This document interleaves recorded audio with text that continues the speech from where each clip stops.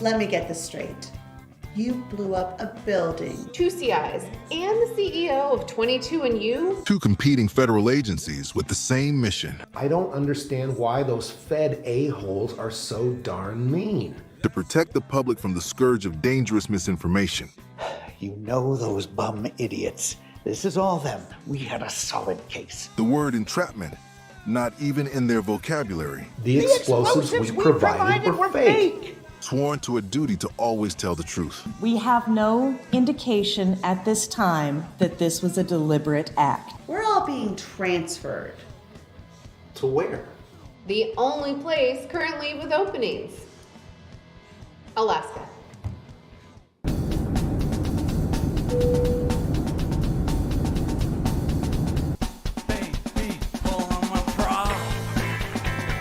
Good morning. Welcome to the office, huh? And we got the retro feel. You know, the funny about federal buildings, they're all different, but they're still somehow all the same.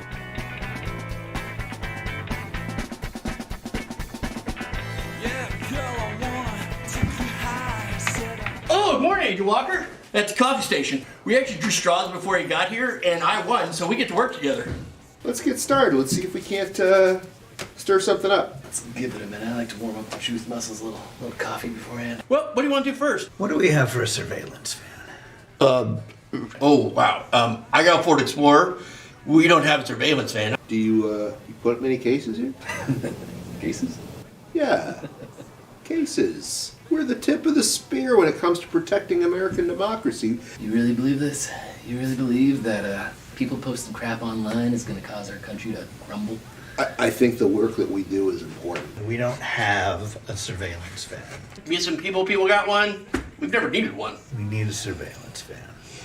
We need a big case or a CI who can lead us to a big case. What do you need the van for? Surveillance. CIs, or confidential informants, are the lifeblood of any good law enforcement agency. Public posts on social media are one of the best ways to find CIs. Agents would never use coercion or take things out of context to try and persuade someone to become a confidential informant. New Taylor Swift single is absolute fire. I'm just seeing a lot of incendiary and violent language here. Agents always need to be on their toes and ready to make snap decisions. Is there anything I can do for you guys? Actually, David, there is something you can do for us. Chicky nuggies. Chicken nuggies. What? Cheeseburger. Cheeseburger. McDonald's cheeseburger. Burger King. Burger King cheeseburger. Flame broiled. Chicken nuggies. Oh, baby, know you're gonna like it. I wanna be your beaver pilot. Said, honey, know you're gonna like it. I wanna be. Awesome, right? Is this a loner? This thing's totally legit. What is this? It's got windows!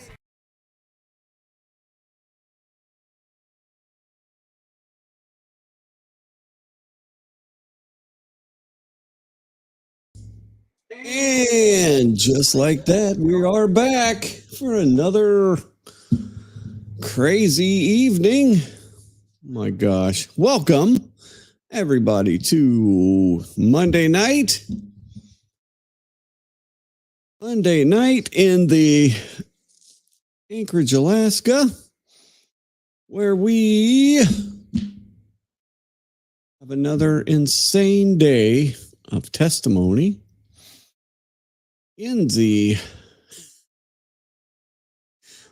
Karen Read versus Massachusetts for Karen Read versus Massachusetts. Yeah, that should be the next one. But this is actually Massachusetts versus Karen Read. And oh my gosh. We'll get into it. First off, we have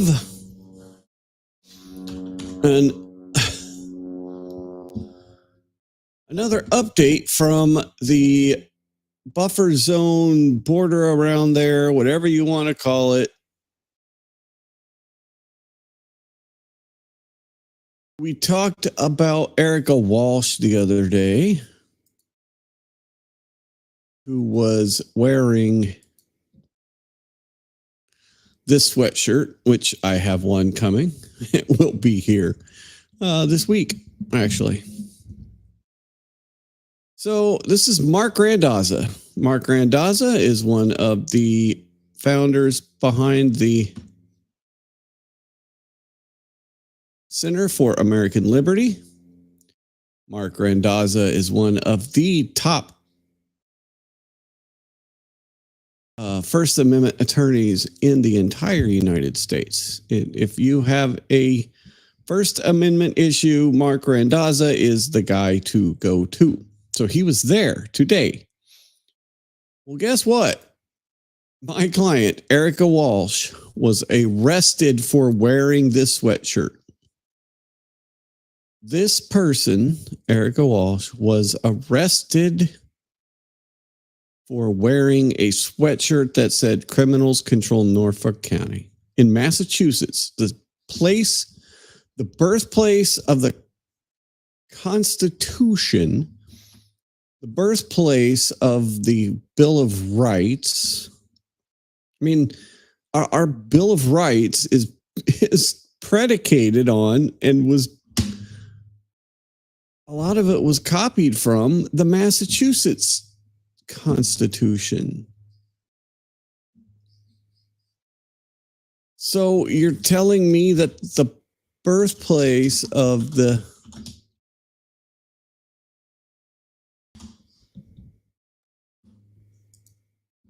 Bill of Rights and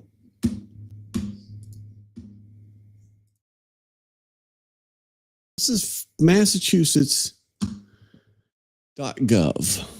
The 1780 Constitution of the Commonwealth of Massachusetts, drafted by John Adams, is the world's oldest functioning written constitution. I take issue with the term functioning because right now, that shit ain't functioning. So John Adams, one of the main authors of the Constitution of Massachusetts. And you can see here, it served as a model for the United States Constitution. And built into the Massachusetts Constitution is a lot of protections for the normal people. I mean, it's not only a model for our Constitution, it's the model for our Bill of Rights. It's an interesting story about John Adams defending British soldiers who fired into a mob of people. Right? Prior to the Revolutionary War, there was tensions. Obviously, if you go to war, you probably got tensions beforehand. So there was a dispute. There was a crowd that formed. There was the troops that fired into this crowd.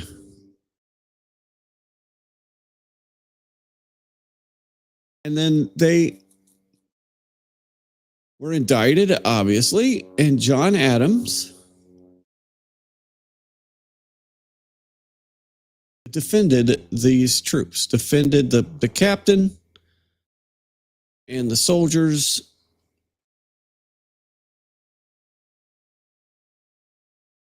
Oh, I got you. You got some weather coverage coming? No, stay safe. Yeah, watch that closely. My goodness, watch that closely. It's been the weather that has been happening these last few days has been super intense. So, yeah, keep us posted. If you have to run to your safe space, go to your safe space. So, yeah, not only did John Adams defend these troops, a lot of them were either acquitted or found. So the jury acquitted 6 soldiers and found 2 guilty of manslaughter. So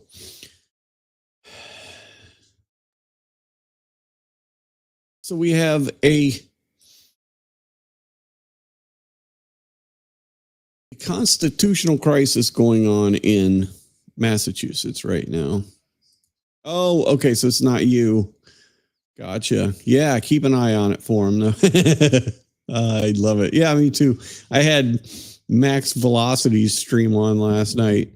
I like that guy. At first, I was like, he's kind of a copy, but of Ryan, but he's a good dude. I don't sure if any of them are actual. I think he might be an actual meteorologist, where I don't think Ryan Hall has a meteorology degree,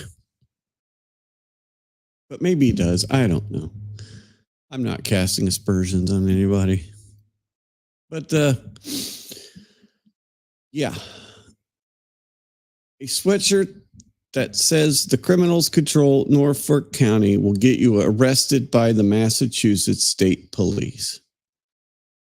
Now, I encourage, because that she is being represented by the Center for Liberty.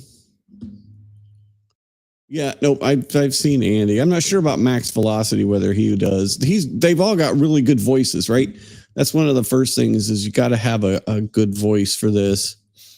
I hate my voice. I don't know. Some people say I have a decent voice for it, but not like those guys. Some of those guys just have the knack for it. But yeah, the Center for American Liberty, they do take donations to cover this. I did set up, not only did I donate today, I set up a monthly recurring donation to the Center for American Liberty. Oh, that is cool. Okay, Max Velocity just got, yeah, he's a good, I like that guy. He's definitely rubbed off on me, I guess. So, no, I mean, I appreciate his stream. Yeah, that didn't sound right at all.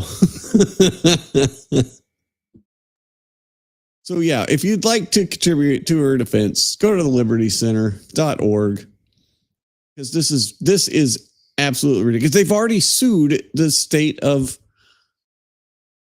So this will just add to that federal lawsuit, right? This is just another. This is an amended complaint is coming to the federal lawsuit. Plus, now they have to represent themselves in criminal court for speech that says nothing about Karen Read, says nothing about the trial, but yet this can be construed on a public sidewalk as a crime. Massachusetts, I know you're the second dumbest state in the union. I know you are. But do you have to prove it? Do you have to, I mean, you have to prove it like this? Like you're the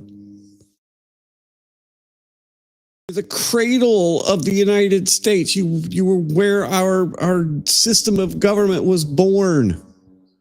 Don't clown yourself like this. Come on. You're better than this. Well, I guess not. The state troopers, I mean, you know.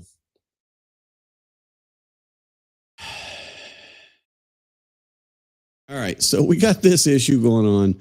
We got no buffer zone stuff. Mark did also note that I think there's going to be more federal look at the buffer zone. Buffer zone update. Judge June wishes to see us all at 3 p.m. Thursday in the federal courthouse in Boston. So we shall see what that is. I mean, obviously, if you're getting arrested for wearing a sweatshirt that says that's critical of the government. I mean, that is the exact First Amendment. That's what the First Amendment is all about. I'm just making sure there wasn't anything else on here about Miss Walsh. That's just, I mean, that is, oh my God, that so makes me angry. That like, oh man. Yep, here's actually a picture of her getting taken away today.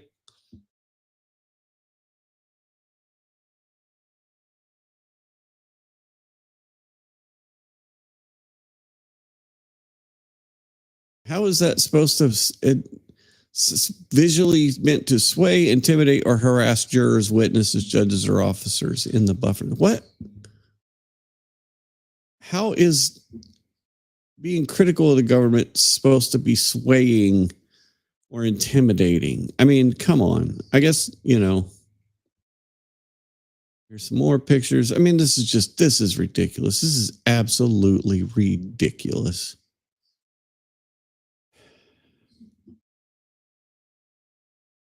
No, Mark Randazza. Mark Randazza that's him right there. Mark is one, like I said earlier, one of the best First Amendment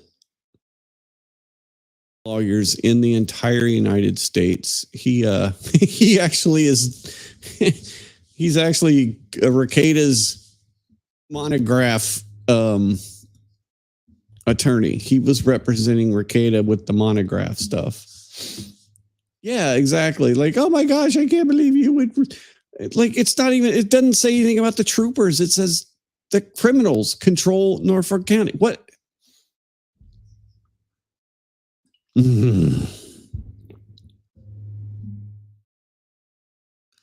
Insanity. Absolute insanity. All right. Then, we get to the trial today. Holy good gee, mini Christmas. So we get a couple of just, and this guy he has resting sad face. Let me see if I can find a picture. He has resting sad face. This guy just. I'm not sure what he's saying. That's casework from various police agencies across the country, and we also have groups that work on international cases and things like that. Now, you mentioned some of your So, this guy is a DNA guy. from law enforcement I don't know who agencies sneezed, around but the country. Reference samples that were also submitted. Now, So he basically said, Buchanan and Proctor. Are those That's what they statistical have. calculations done? Yes. So once we determine that there's a potential inclusion in the mixture, we will. I mean, he looks so sad. He just looks so forlorn. I'm sorry. That's bad. I should stop, but I'm not going to. I don't understand why this guy looks so sad all the time. So anyway, he just basically said that John O'Keefe's DNA was on the taillight. There was no blood found. There was no actual skin or blood or any kind of biological material that was secured from the taillights. There was just touch DNA. So at some point he touched the thing. Repeated so DNA sequences. By saying let's that go the ahead DNA of listen which is to fair, it three unknowns, then Proctor and two unknowns. we get Jackson with a little bit of. All right, Mr. Lally calling his next witness. Actually, I don't. No, Amelia, none of us have ever heard of that. That's one. By saying that the DNA profile is more like on Cross with Alan Jackson. So let's move to Cross. Be right back. I'm going to continue eating breakfast. Thanks for joining us. Questions. You mentioned, Mr. Bradford, a quantification related to both Yuri Buchanan and a known sample from. Also, I'm just going to say I appreciate that Jackson is still like, nah, I don't care what digital whatever y'all are using. I want a yellow legal notepad. 10 out of 10. They're really easy to flip back and forth on. Former Trooper Michael Proctor. Can we go over? I'm going to. There we go. Sample related to Michael Proctor. Yep. I think I heard 100% you say is where we're getting to on one in that. 76,000. Ah, yes. Describe They did talk that about one more it. time to the jurors. When you quantify I missed it. that profile as it compares to the population of the Earth, for instance, What does that mean? What's the significance of 1 in 76,000? Yes. So you need to be very careful when we're talking about statistics, because if we start to introduce different analogies to try to describe them, they start to go off the rails, and we're describing things that are not actually described in the statistic. So it makes a lot of sense to compare that to the population of the Earth, for example. However, what we're talking about here are the relative likelihoods of those two different explanations of So the DNA. profile. DNA. Then we had the second DNA guy. Where we employ the polymerase chain reaction or PCR technique. So we create numerous copies of targeted section within the DNA. This is just so we have enough DNA to generate a DNA profile. Following that, we do what's called quantification. So we determine a generated estimate of how much DNA is present within the sample. Following that, we do what's called sequencing. So we used a technique called Sanger sequencing. So bases within the sample, the order bases are determined, and bases are generally are essentially building blocks of the DNA. Guy is super exciting. Everyone has 4 bases in their DNA. Oh my goodness, and we refer to these Mr. bases Excitement. to the letters A, G, T, and C. After sequencing, we go through what's called capillary Super electrophoresis. excitement guy. And so these bases. All right, let's. There's some that's repetitive that's not needed. We use that to generate the sequence specific to that sample. All right, so then we get a little argument from this guy about at least 90% can be excluded as being a source of that. That's the feed. It's not your computer. It's not you. That is the feed. He said 95%. So then him and Alan get back and forth. And let me ask you just in general terms, that database used is referred to as Oh, this is not the. MPOP, is that correct? Correct. If I can find the cross. Had All right, so 2 children, John and a sister. His sister would also have the exact same mitochondrial DNA, correct? Correct. And now, staying Her on that children. branch of the tree, going out to a leaf, if his sister had children, Exactly what you're saying, Chad. those children would have the exact same mitochondrial DNA. Correct. So another way of saying that. So, who was near the SUV regularly? John O'Keefe, niece and nephew. Who was near the SUV before it was collected by law enforcement?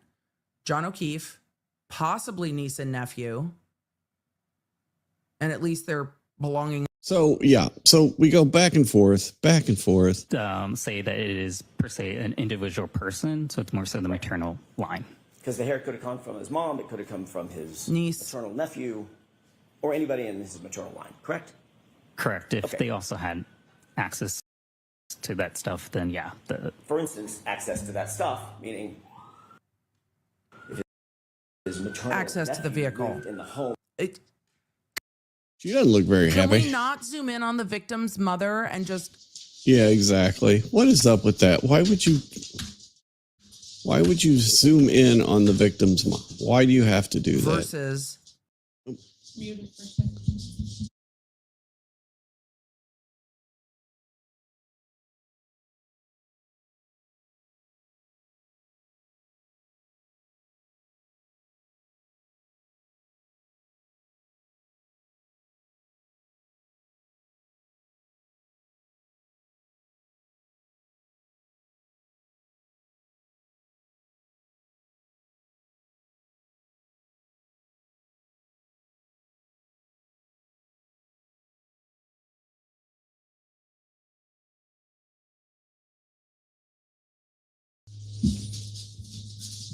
Ugh.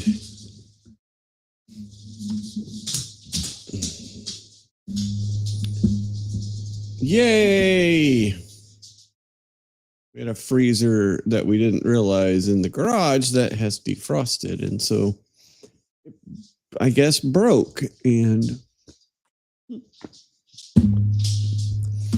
not sure when that happened. Obviously, we don't use it very often. But now it is. It's not that big of a freezer, so I don't know if we can just load it up, but it's going, yeah, the crap. Okay, well, I'll have to deal with that because that's going to be gnarly. Woo. Yeah, it seemed like there was a couple of them today where they were zooming in and out of her. Oh, anyway, so His yeah. niece, his nephew, or even his mother, All right, who was so around. All right, so now we get to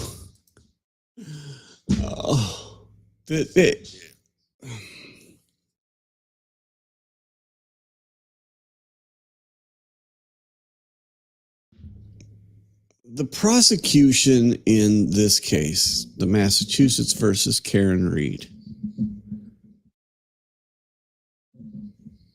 Last time they had the Massachusetts State Police accident specialist, accident reconstructionist. Remember Trooper Paul from last time? We all remember Trooper Paul's testimony. And let's just take a quick peek back at Trooper Paul. I just for a moment. Hang on. I think I got something here for us. So,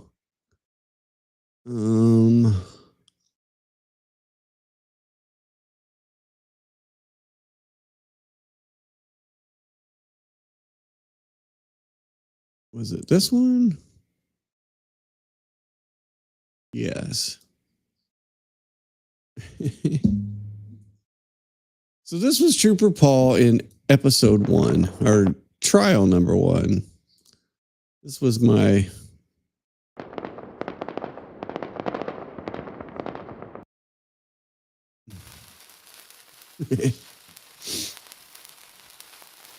So then we have... I'm exhausted. You are exhausted. I'm sure the jurors are exhausted. Almost every object has a center mass. Pedestrians is the same. So if a pedestrian center mass is essentially to the half the body, and you would also put down. So this is Trooper Paul from trial number 1. This was their expert. Now, specifically Accident with reference reconstructionist. to this case, what, if any, analysis did you conduct with regard to kinematics? Yes, I did a kinematics analysis in my report. Kinematics deals with the aspect of motion. It's a subfield of what broader field? God. Kinematics. Kinematics is a subfield of what broader discipline of science? I'm not sure. Physics, correct? Yes. What role does acceleration All right, so we all know that this is What role bad. does So what role does acceleration play in kinematics? It talks about, like you just said, it talks about the speed and talks about motion. He's asking you to define kinematics and the role of acceleration in kinematics. Is kinematics also known as the geometry of motion? Is that correct? I have not heard that. Never heard that. He wants to get into the meat of his thing, and he's actually having to teach this witness his own discipline. Rounds. I'm gonna make a shirt that says "Come." And when he got struck by the vehicle on the left side, it would have caused his vehicle to rotate kind of counterclockwise. And then when that rotation, he could turn Clown-a-clockwise. That was right. I'm just remembering all this stuff. Clown-a-clockwise. his back and his back vehicle to rotate kind of counterclockwise. And then when that rotation, he could turn it into his back and his back could have struck the ground. I'm gonna make a shirt that says "Come with me, and you'll be pirouette." But the arm took the brunt, the full force of the vehicle, correct? Like arm and shoulder, yes. Okay. Arm and shoulder. And you said he then did a spin, like a sort of a pirouette. He got spun around possibly the way it struck, it looked like it could have gone turned around counterclockwise. Okay. What a mess. I mean, this guy, like, I had Any blunt 6 force minutes object of on the this. ground the ground is pretty blunt. The ground is pretty blunt. Blunt. And then the crime There's some scene scratching, speaks to scratches on the him. bottom right rear bumper here, and there was glass from a cut back on the bumper. As far as the glass on the bumper, what, if any, observations did you make of that in relation to the vehicle itself? Yeah, it appeared to be from a cup as opposed to any glass that came from the vehicle. My question is, do you, as you sit here, do you have any scientific evidence that those scratches occurred on January 29th? What do you mean by scientific evidence? Well, do you have Evidence any evidence whatsoever that you that can... is sciency? They're asking about the glass on the bumper because he's What do you mean by scientific evidence? How about just evidence? Then there was Trooper Grano and the kill me moment. That was pretty funny. Thing.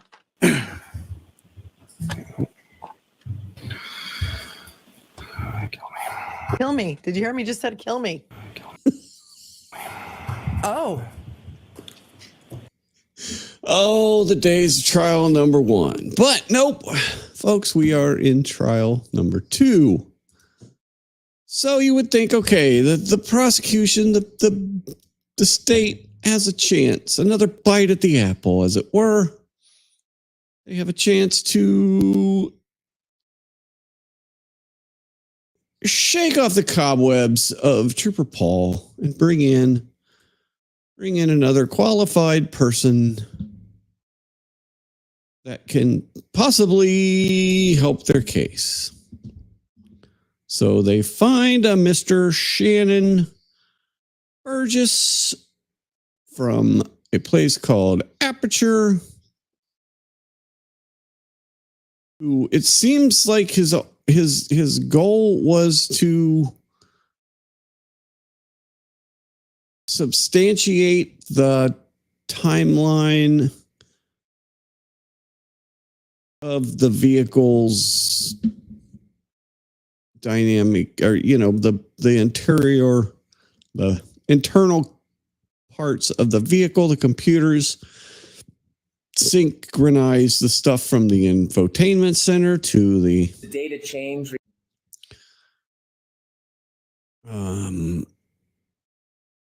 There's different modules in here, and let me see if I can find that. So this was actually kind of an interesting slide here to show the different modules within the Lexus. So the Lexus Sir, on your PowerPoint page has 3, got multiple modules where multiple data points can be ascertained. You've got the telematics module, you got the infotainment module, you've got the engine control module, the airbag control module, and the body control. So the infotainment and the telematics are two that he really focuses on. Right?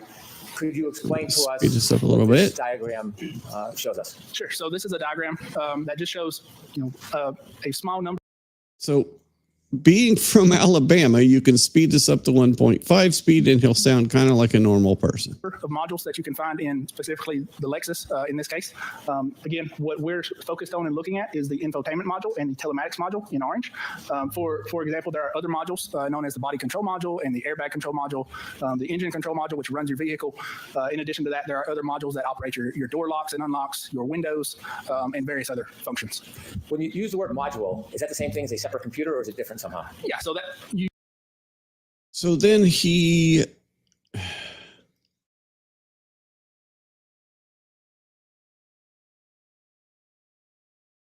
data change regardless of who. So they go to start off, they put him on the stand, they go through his Where you, how many go hours through his of specialized training background. approximately have you had in digital forensics? Sure. So approximately, over the last 10 years. They go through this gentleman's background, but for some reason they don't go through his education. They skip his education altogether. No, it does not. Where are you This will be relevant. presently employed? Oh, Mr. Burgess? okay. Sure. So I'm presently employed with a company known as Aperture, and I'm located in their Dallas office. Is Aperture a company that has offices outside of Texas? Sure. So Aperture is a company across the country. So they've got a number of locations and offices, and they offer a number of service lines specifically related to forensics. Do you ever work on Aperture. Aperture.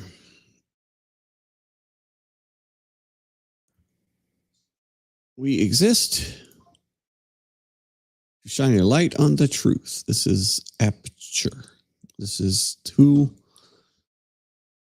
They are. Let's take a look at Mr. Shannon Burgess. This is Shannon Burgess of Aperture. This is his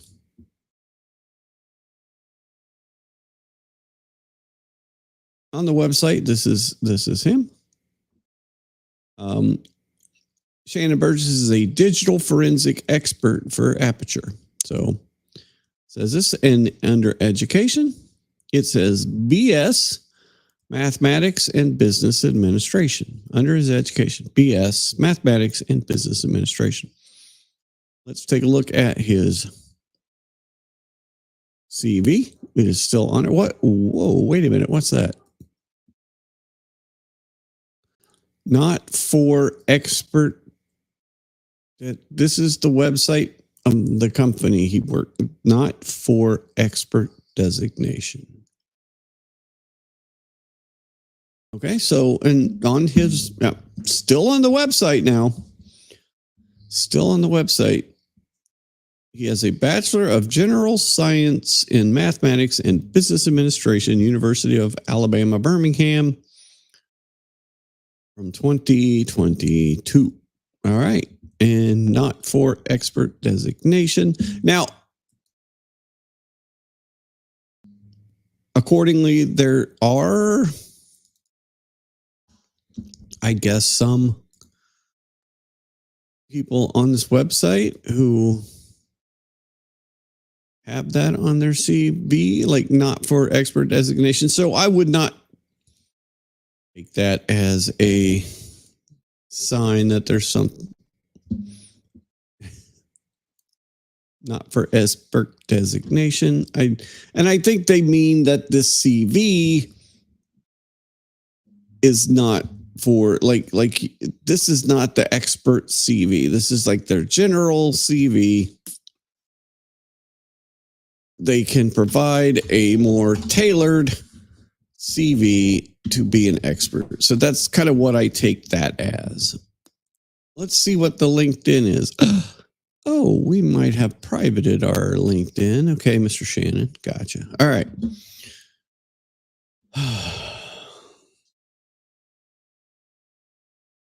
Okay, so we have Mr. Shannon. He's testifying. So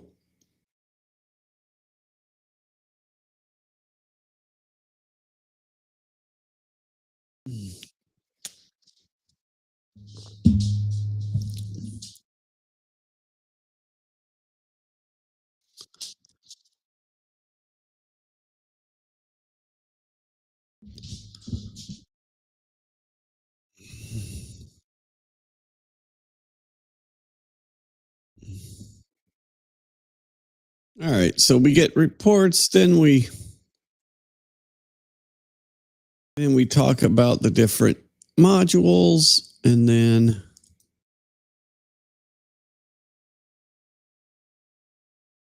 so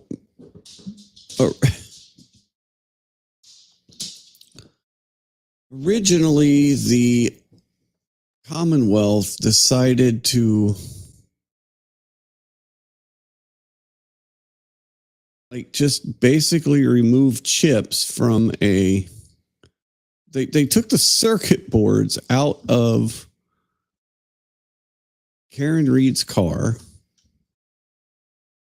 which is, it's not an uncommon thing to do in these circumstances and in these investigations, I guess. From what I'm gathering, there is a thing, it's called a chip off, where you do take the chips off of the board. However, if you're not an expert at it, you should not absolutely do it. So get into some of that testimony of and then I've got photographs matching the chip and where its placement was initially on the circuit board. Could we have page 17, please? And if you're going to do it, what they say is, you really should practice first on not the defendant's vehicle where you need the information. Like what? And so I'm curious to see this bill from Aperture, because basically what they did is they went out and got a very, very similar Lexus and did all this experimentation on it first to see what they would get before they, took the data off of the chips that were already downloaded. So you can see here's some more damage. This is circuit board damage caused by the initial chip off. Some of the damage that occurred to the circuit board itself during the initial chip off download attempt. Do you have a pointer on the stand? I do, yes. Could you show us with the left photograph, point out what you mean by damage? Sure. So right here on the left part, you've got these two highlighted blocks. So what this is if you remember back to the last slide, the larger chip that we were looking at, this is directly underneath that. So when you're removing that larger chip, what you're doing is you're applying heat to it. If you apply too much heat during that chip off process, the underside of the board will actually heat up, and you'll have chips fall off of the underside of the board. Wow. So all the, basically all these things are soldered on there. These chips are soldered onto this board.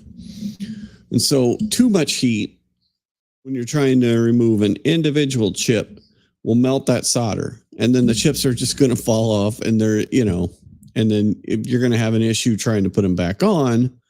Especially if you don't know where they went. Here on the left side, on the right side, as you heat up these chips, if you're not careful, as you pick them up off the board, you can displace other components, and that is what you see right here in this highlighted box here. All right, so we did that. Now we've got structure testing, so at least testing was completed. The amount of case is different to me. It isn't a problem. So a lot of you are asking me about the gun in the Rust case. The gun in the Rust case is different to me. We can talk about how, but the gun in the Rust case is different. Listed on an exemplar vehicle as well. Could you use the Look at pointer? No, there's a red. An exemplar vehicle, not her vehicle. Yep. And Not the vehicle with exactly. information you need to use. Square, but I want you to describe what you saw. You get a different vehicle, and then you try out what the hell you're thinking of doing, and then see. And then Sure. So if you look at this side of the find circuit out board, we obviously have this is a zoomed a- in view. But what you see is this kind of underneath the SD card is a silver casing. That is the slot that the SD card would go into, similar to the slot you would have on your computer. So he did find an SD card. Again, what we're looking at is the SD card, just both sides, top and bottom. over. You had mentioned earlier that when you looked at the data, you believed that there was data missing. When you And you can see that that's a mic. I mean, that is a micro SD card. It's just a regular, that you would normally get in your computer. I mean, on this SD card, or you just buy in the store basically. Sure. So at that point, I concluded that the data that we were missing was most likely stored on this SD card. did it appear whether or not this SD card had ever been removed from the board? No, it did not. Did it? Right. Did you receive any information? The only reason they were able to get information is because the individual who, I think it was Garino, who was doing the chip off, it might have been someone else that did the actual chip off, didn't know there was an SD card there. That's the only reason it isn't a problem. So a lot of you are asking me about the gun in the Rust case. The gun in the Rust case is different. Testing was ever studied or downloaded? No, I did not. Could you just take this board and put it back in the car and use software to read it? There are instances where you can do that. For this vehicle, though, we could not. Why couldn't you? Sure. So there are commercial forensic tools that are available for vehicle systems. So he sounds, like he kind of knows what he's talking about, I guess. I'm going to back up this explanation because this is what Mass State Troopers ran into too. Just take this. So basically, but they couldn't Are there any get the concerns data. you had about spoiling or destroying the data if you tried to access the SD card without a passcode? No, not that I'm aware of. There's no documentation or research that suggests you would spoliate or lose data by bypassing that lock. Were you? How do you know someone testifies a lot and works with court a lot? They use the word spoliate or spoliation. Why? Because no one, without doing the All testing right, on. so what then affected we the get testing at this point into in some of the time, data. pulled it apart too much, but I'm glad they tried to correlate. Is we see when I press the ignition Kind on of button, show the data. They kind of there's show the actually a tests that logo they that appears on did the to infotainment show screen it. as it's booting up. Is happening at 12. So then they do get more data off of this than they had in the last trial. There is more data that has been pulled off of the car this time. They can see They can see when the car was started and stopped. And there's just more of that. Now, as we can see on this timeline, that we have happened.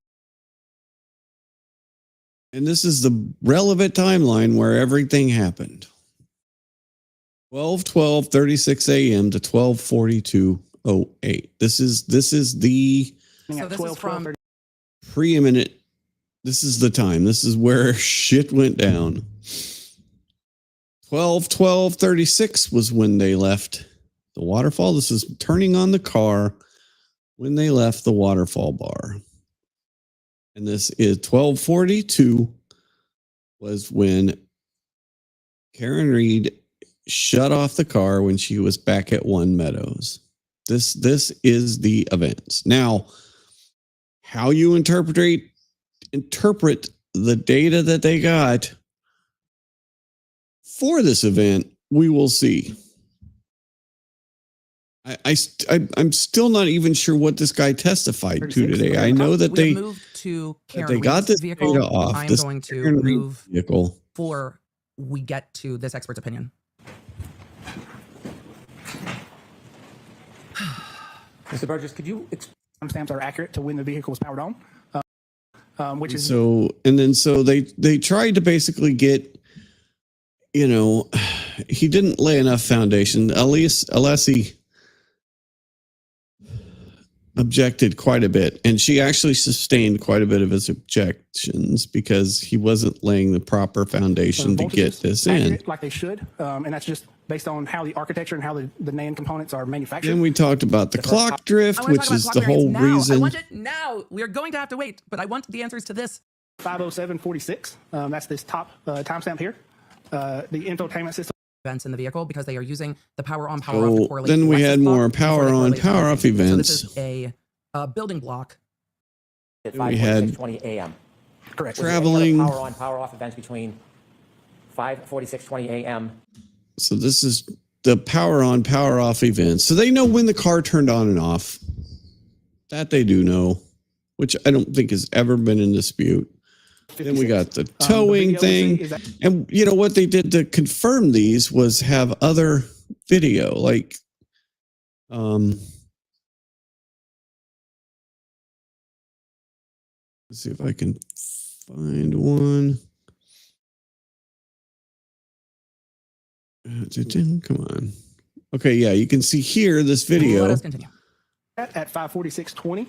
And Is what this, we have here this was when she left to go see him, and you see at 5:07 power on event at 5:07, and then they were able to. is we've got surveillance video that was provided that depicts the approximate time range that those two events happen. So these videos do not capture the actual power on or power off event, but they occur around the same time frame and they are consistent with one another.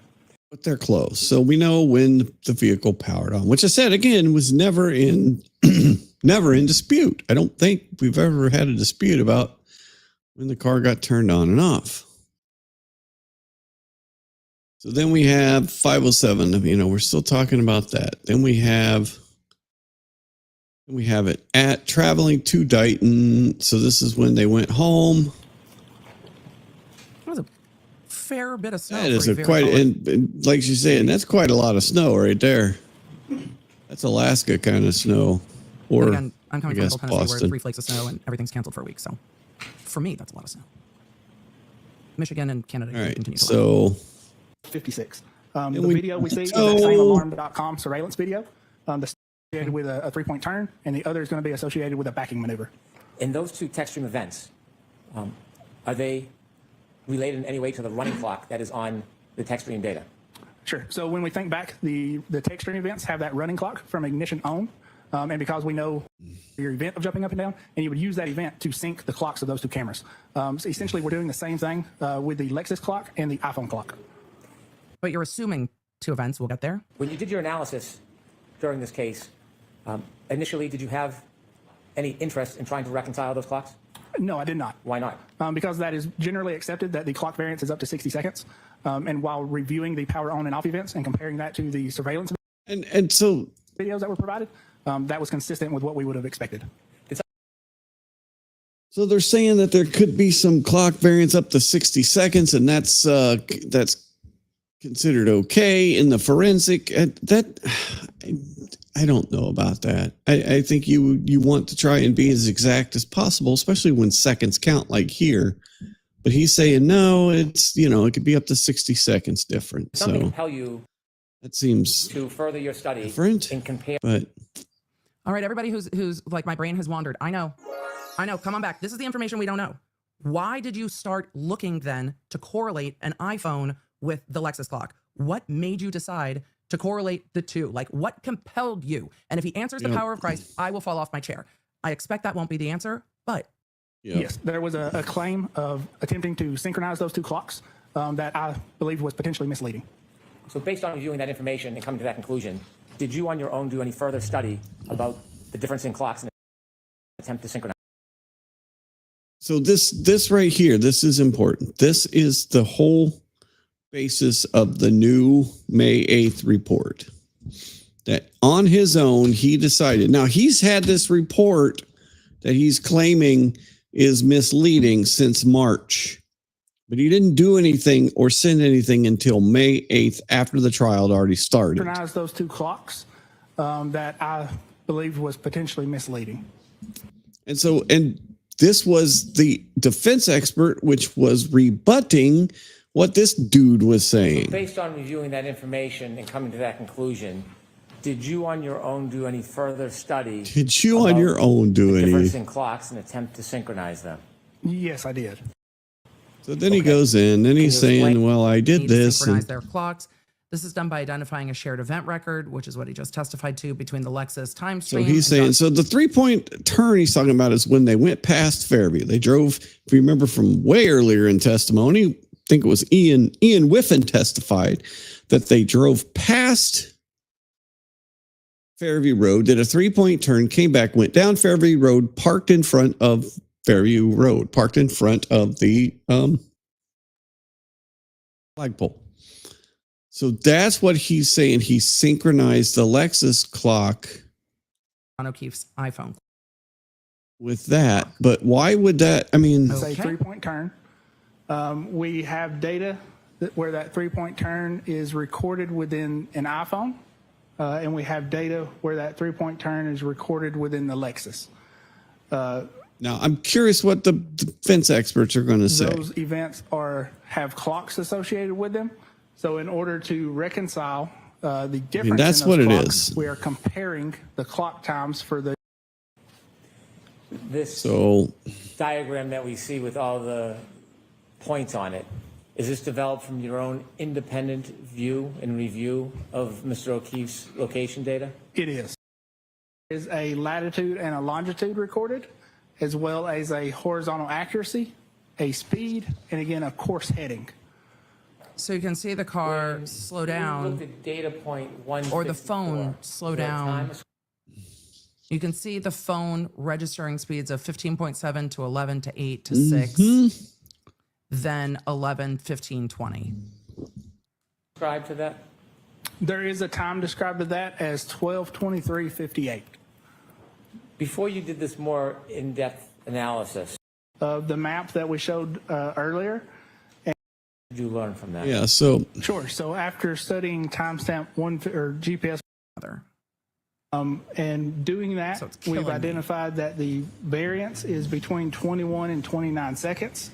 So we would need to adjust. this was all the new stuff that just came out on May 8th. This is the new stuff that they're claiming isn't a change. It's not a change at all. 21 to 29 seconds. You'll to see synchronize it with the iPhone data. pretty quick here. So in doing that, the end of text stream event 1162.1 goes from 12:23:38. I'll let Mr. Alessi explain that here in a minute. 12:23:59 and 12:24:07. Anything to do So with then defining summary. the length of the actual event? No, it does not. When you Okay. looked at the time from the Lexus clock regarding that backing event, did you do an analysis of John O'Keefe's phone considering the variance that you identified? Now remember, all this was supposed to be Yes, I just did. on his So I own. applied the same They might be variance almost to done with that direct. second take stream event. When you apply that variance between the Lexus clock and Mr. All right, so basically he's saying the two thing with his new thing on May 8th basically says the two things all come together and the clocks match, and Ian Whiffen, there was no activity on John's phone after the backing event, blah blah blah. So all right, so now we get cross examination. So we saw Trooper Paul. We saw Trooper.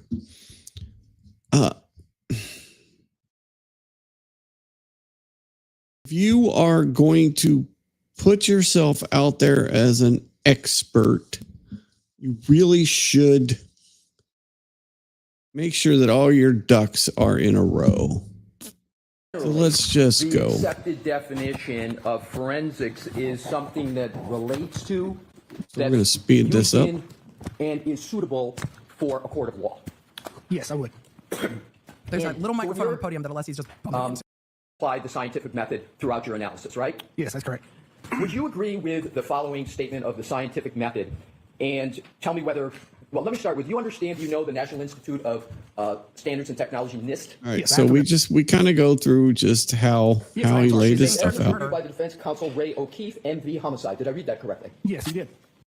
Okay, Mike right up on the podium, and he does not see it, and he will not hear the ruffling on it. So, Biases are to be avoided in the application of scientific matters and methods because they can lead to incorrect conclusions in science, right?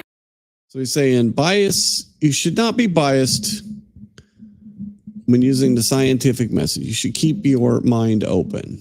Right. And even though they're to be avoided, you called this case a homicide even before you began your alleged scientific testing. Isn't that correct? That's probably what he was I told. don't recall. Where would I have called it a homicide? Do you recall your January 30th, 2025 report that you prepared in this case? I imagine he was told this was a homicide Do case. you have it with you? I do. Can you turn to page 4? Am I bothered by that? footnote Not really. 3, please. Yes. I'm sorry. It is page 4, footnote 3. Because even under the defense theory, John O'Keefe is deceased, and the and defense page theory, 4, last trial wasn't footnote- happened at someone's hands, just not Karen Reed's. So, do I quibble with that? Sure. 3, it states, I'm sorry, sir, are you there? Yes, I am sorry. She's It says being charged evidence with reviewed murder. by the defense counsel Ray O'Keefe, MV homicide. Did I read that correctly? Yes, you did. Now, you assumed So he said it's a homicide. So yeah, I mean, Why are we she's taking right a on that. moment? It's not there. Okay. I'm gonna zoom while Alessi's getting his exhibits. All right. So now let's go to This is a bit more than a Mr. moment of Alessi getting his If I can exhibits. have this marked as the next exhibit. Well, good to be mentioned. Mark it first. Yep, okay. He's handing it to the witness. I zoom the marking. Now we get into Learning the not to talk while I'm walking backwards credentials. So Madam Court reporter can hear me. Yep. So I'm presenting you with what is exhibit TT. So remember, folks, just remember education, BS, mathematics, and business administration. Education, Bachelor of General Science in Mathematics and Business Administration, University of Alabama, Birmingham, Alabama, 2022.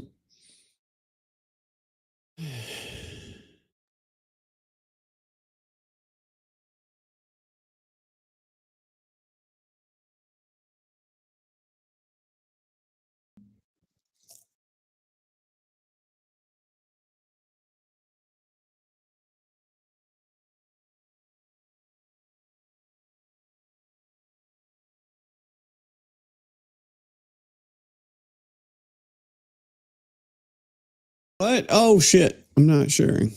Thank you. No objection from the Commonwealth. All right. Go back. So basically, they're looking at his CV. CV. Appears to be. Or Is that your CV? He says, yep, that is. CV, a document that you have prepared. Yes, so that is a document that either I have prepared or the company after has prepared. I have Okay. a question, and that question is simple. Is that your April 2025 CD? Let me see. Yes, it appears to be. Thank you. And when you've had a fair opportunity to look at it, when you can just pick your head up, sir, to let me know you're ready. I don't want to rush you, but then I have some questions. Absolutely. Thank you. So in those two exhibits, your two CVs in front of you, am I correct that the first one is November 2024 and the second one is April 2025? Let me see. It's so insane. This is so nuts. Yes, that appears to be correct. Okay. In both of those CVs, you indicate that you have not yet earned a bachelor's degree. That is correct. And you certainly have not earned a Bachelor of Science degree in any educational field according to those two CVs, right? Correct. And in fact, as you sit here today, you do not possess any bachelor's degree. Correct. As you sit here today, you do not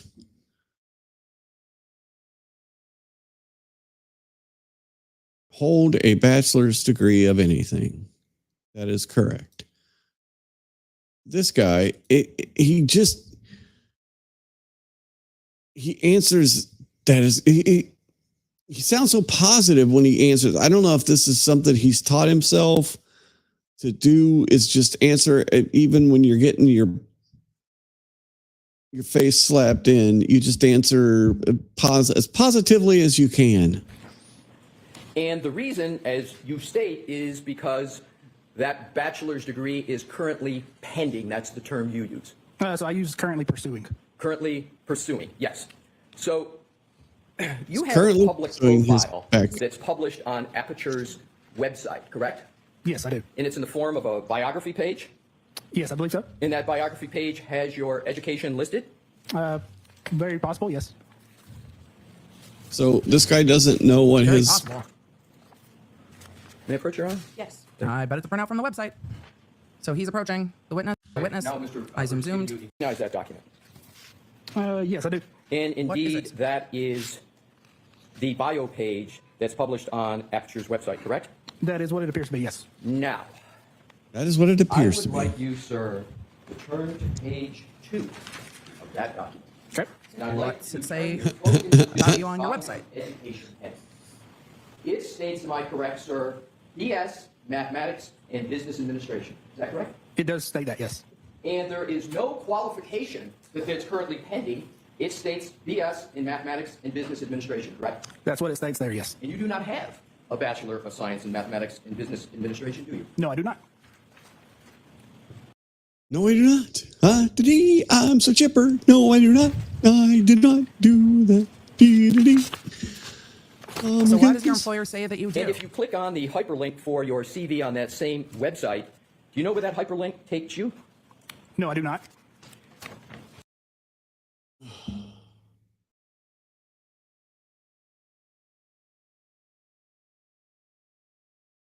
Do you believe that? Do you believe that you don't know? You're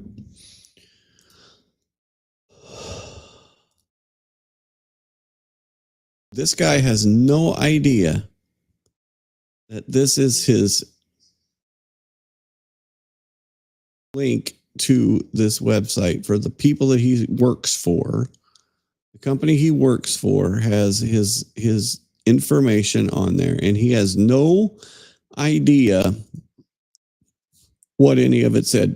Do you think that Aperture, a company that employs experts, a company that employs digital forensic experts in all kinds of fields, okay? So about the national portfolio, the best in class forensic expert companies, right? So an Aperture is not, from what I can tell, because if you look at this, there are hundreds of these.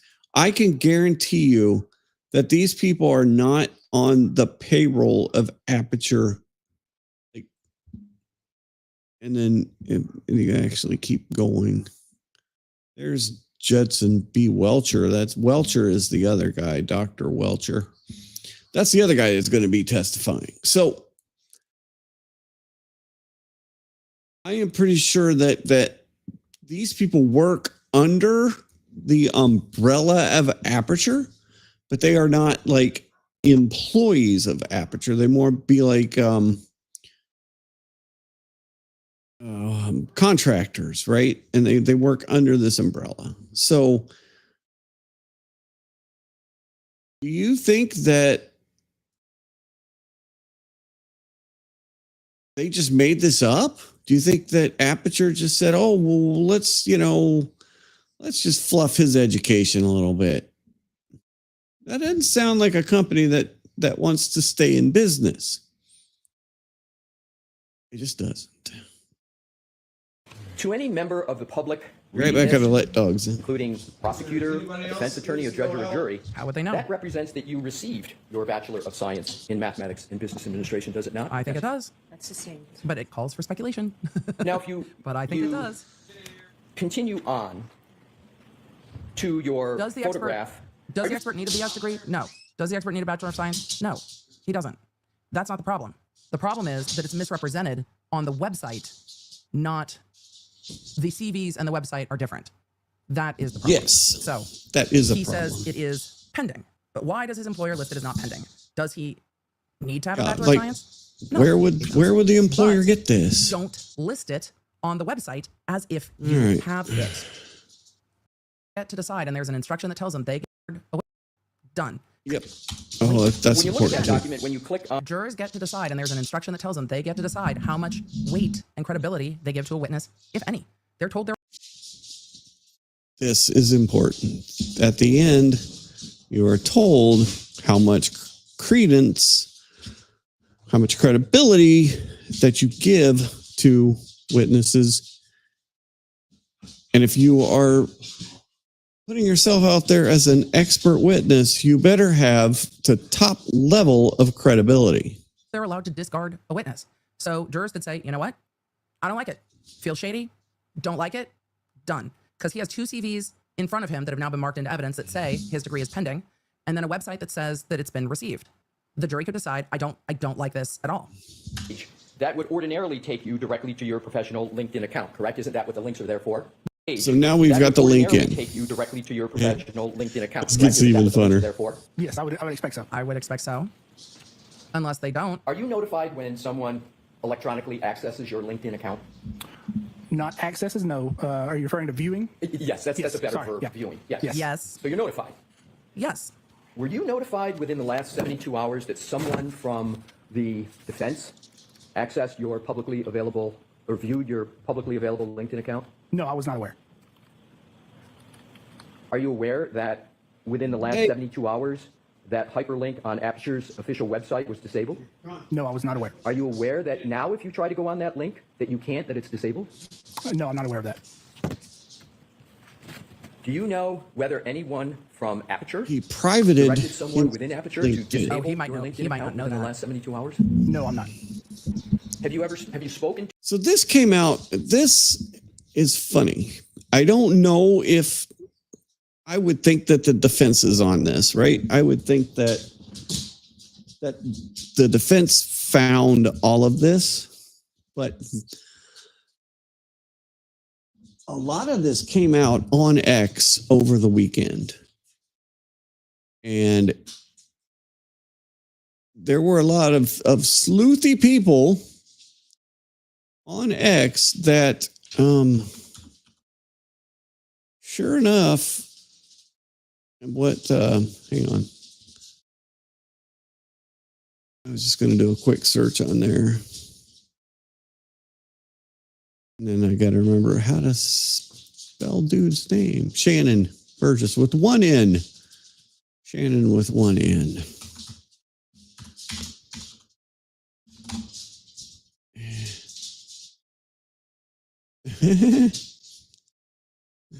Oh, some of the memes. I think we found a new piece of red taillight. Dude was getting a little bit red on the stand. Yes, he was not having a good day, to put it mildly. So I'd like to go see if I can find some of the earlier posts, because I started seeing this kind of like on X over the weekend. And then there was like there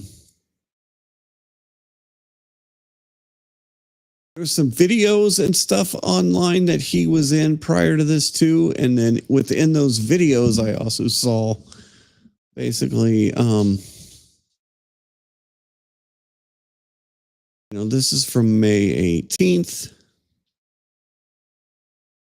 It says basically he graduated from community college with a 2.9 GPA and wants to tell ARCA that they're wrong. Yeah. Okay, good luck with that.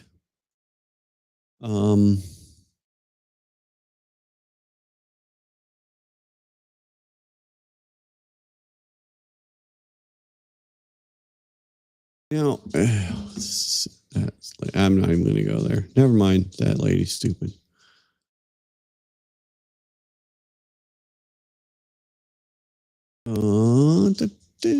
Like I said, I saw this basically came out over the weekend. So if the defense was looking at this, then maybe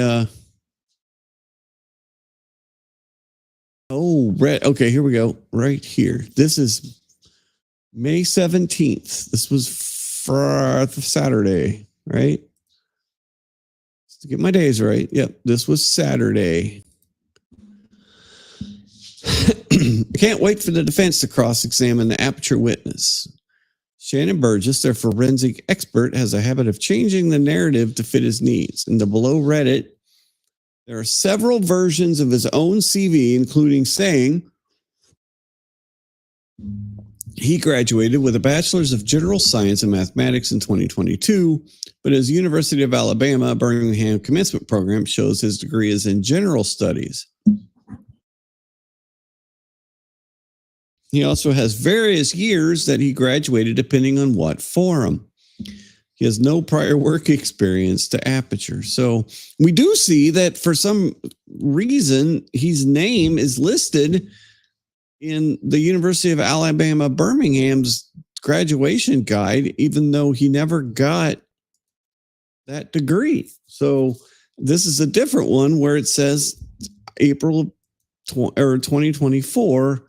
And then this is the most recent one where it says he's currently pursuing. So you can't tell me this guy doesn't know that this is out there, right? 2.9. I know, right? You got a 2.9 GPA from community college, but he's an expert forensic data guy. Yeah. So, okay. So we keep going. Now his LinkedIn is on. No, I have not. As we saw, his LinkedIn is now private. I tried to do it, chat. Just the jury's not allowed to. I tried to do it. The link's not disabled. It says that his profile doesn't exist on it 404s on LinkedIn. Like the link goes to LinkedIn, and then on LinkedIn at 404s, that's what I'm seeing is a 404 on LinkedIn. His profile is gone. Could his company have done that? Could have.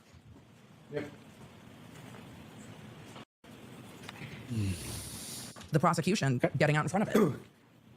So the prosecution didn't get out in front of it at all. You recognize that document, sir? Yes, it appears to be a screenshot of my LinkedIn account.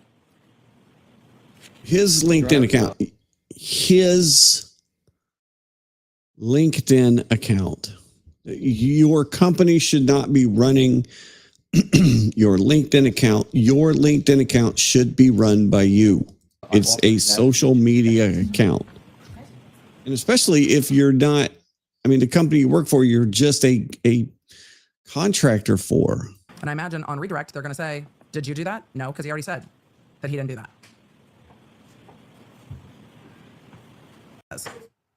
She's asking to see counsel at sidebar. The prosecution didn't put it up then either. So we're doing a sidebar. Now we're back. Yes. The jury, I agree with you, which is why he didn't do it. So it is both bad. Like, why would you? Education. Right, and we're going to get to that. It does with a error on page 2 regarding education. Right, and we're going to get to that. Sure. But this is you recognize this as a fair and accurate depiction of your the link personal LinkedIn page to LinkedIn 404s. exception of what you just mentioned, correct? Correct. From the website. Draft that document that's represented as Exhibit WW. I have drafted that over time, yes. Okay. And when was I the have last drafted that time over time. you viewed that document on your LinkedIn page? I don't typically view the profile page, so it would have been, I could not tell you how long it's been. Do you have any reason to believe that that Exhibit WW is not on your LinkedIn page online as we sit here today? No, I don't. Your Honor, I move Exhibit WW into evidence. No objection. So his own LinkedIn page So what is that being he admitted into evidence is wrote, the screenshots of the LinkedIn account that he said he drafted over time. his own LinkedIn, I'm not surprised that the defense was which is looking at his profiles. now Numerous of my CLE trainings this year, which is like tech-based, has linked, but everyone that viewed here because no. Sam said so. This website indicates that it is in progress. So on the profile, that's not Your personal, the printout of your personal LinkedIn page, and go right to the second page. But the company website shows that degree. And under education, it says University of Alabama at Birmingham. It's got a little UAB acronym there. Honestly, and it says, for me, I don't care if this witness has the degree or not. I don't. There are plenty of experts, especially as we get into more technical, that have lots of certificates and no degree. Does the no degree bother me? No. The misrepresentation about the degree bothers the fuck out of me. That bothers me a lot. That bothers me a whole bunch. Exactly. It's not the fact that you don't have the degree. Some people don't have a degree, including me, and are doing fine. It's not the end all be all. Representing people that you have testified for that you have this degree now is a completely different story. Whole bunch. I'm a whole bunch bothered by the misrepresentation. I'm just curious why she goes to Code Red too. That's I see Code Red is coming up here soon for Emily. 2018. Do you see that, sir? Yes, I do. That's right. The jury can throw out his testimony. The jury will be told they can disregard the testimony of an entire witness. Will the court do that? No. Nope. Can the jury? Yeah. But does it make the entire company look untrustworthy? You let me know what you think in the chat. I mean, yes, I think that is an issue for Aperture. I think this whole thing, and we'll see how the rest of it goes. We'll see how Dr. Welcher, who I believe is Welcher, was the guy that's going to testify as well. The stuff that he does, I think he's going to get blown up on cross-examination. But let's continue. Because when we get to the experts from the defense, I imagine we're not going to be doing this. Yep. I'm going to back up because I stepped on all kinds of 100% no. Absolutely not. Bottom.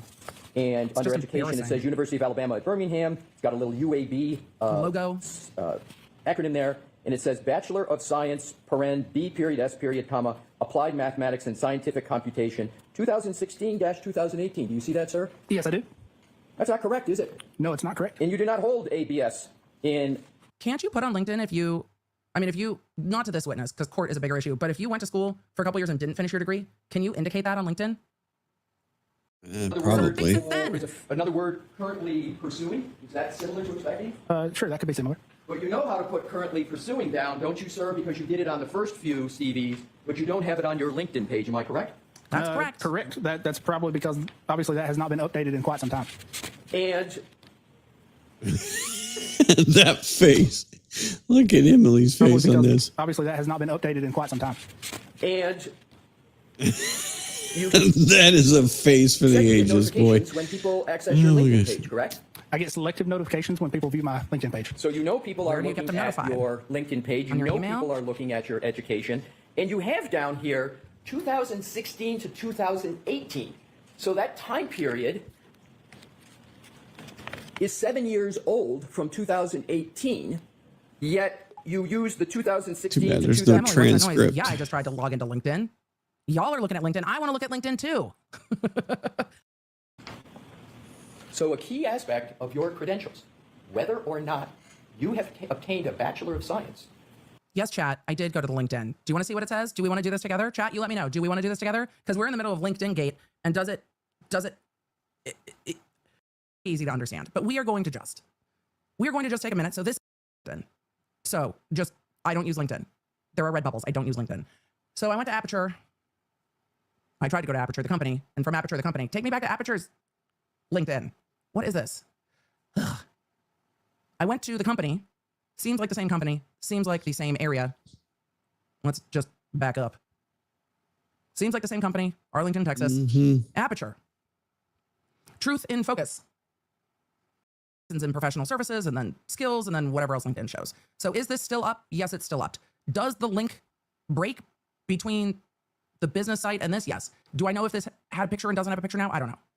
Key aspect of your credentials, It's incredibly whether bad. or not you have obtained a Bachelor of Science, is incorrect in more than one document that I presented here today, correct?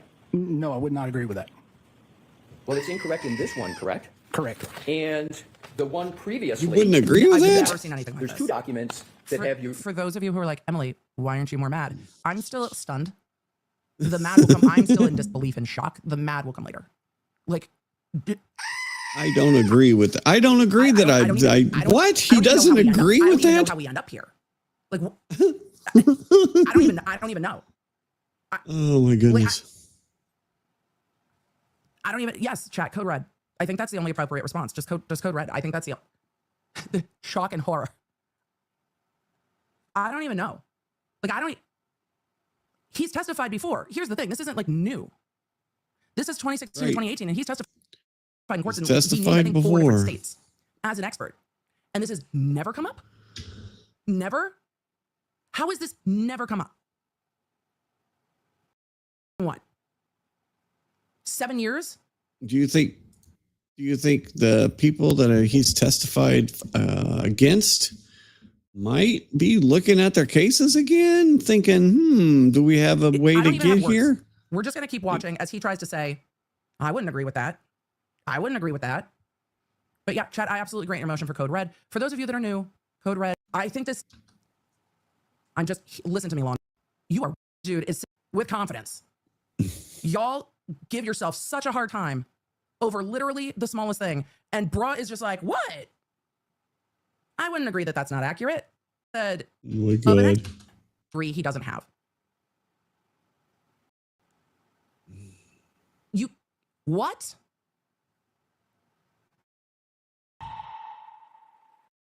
I've never seen anything like this. Being like, yeah, I'm an accident reconstruction.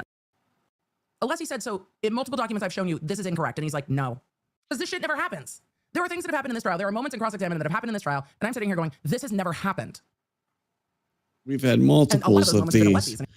We have multiples of these things where this just like- stuff has never happened in They're like trials. once in a career moment because this isn't real because people don't put on experts when they have conflicts like this. But so why?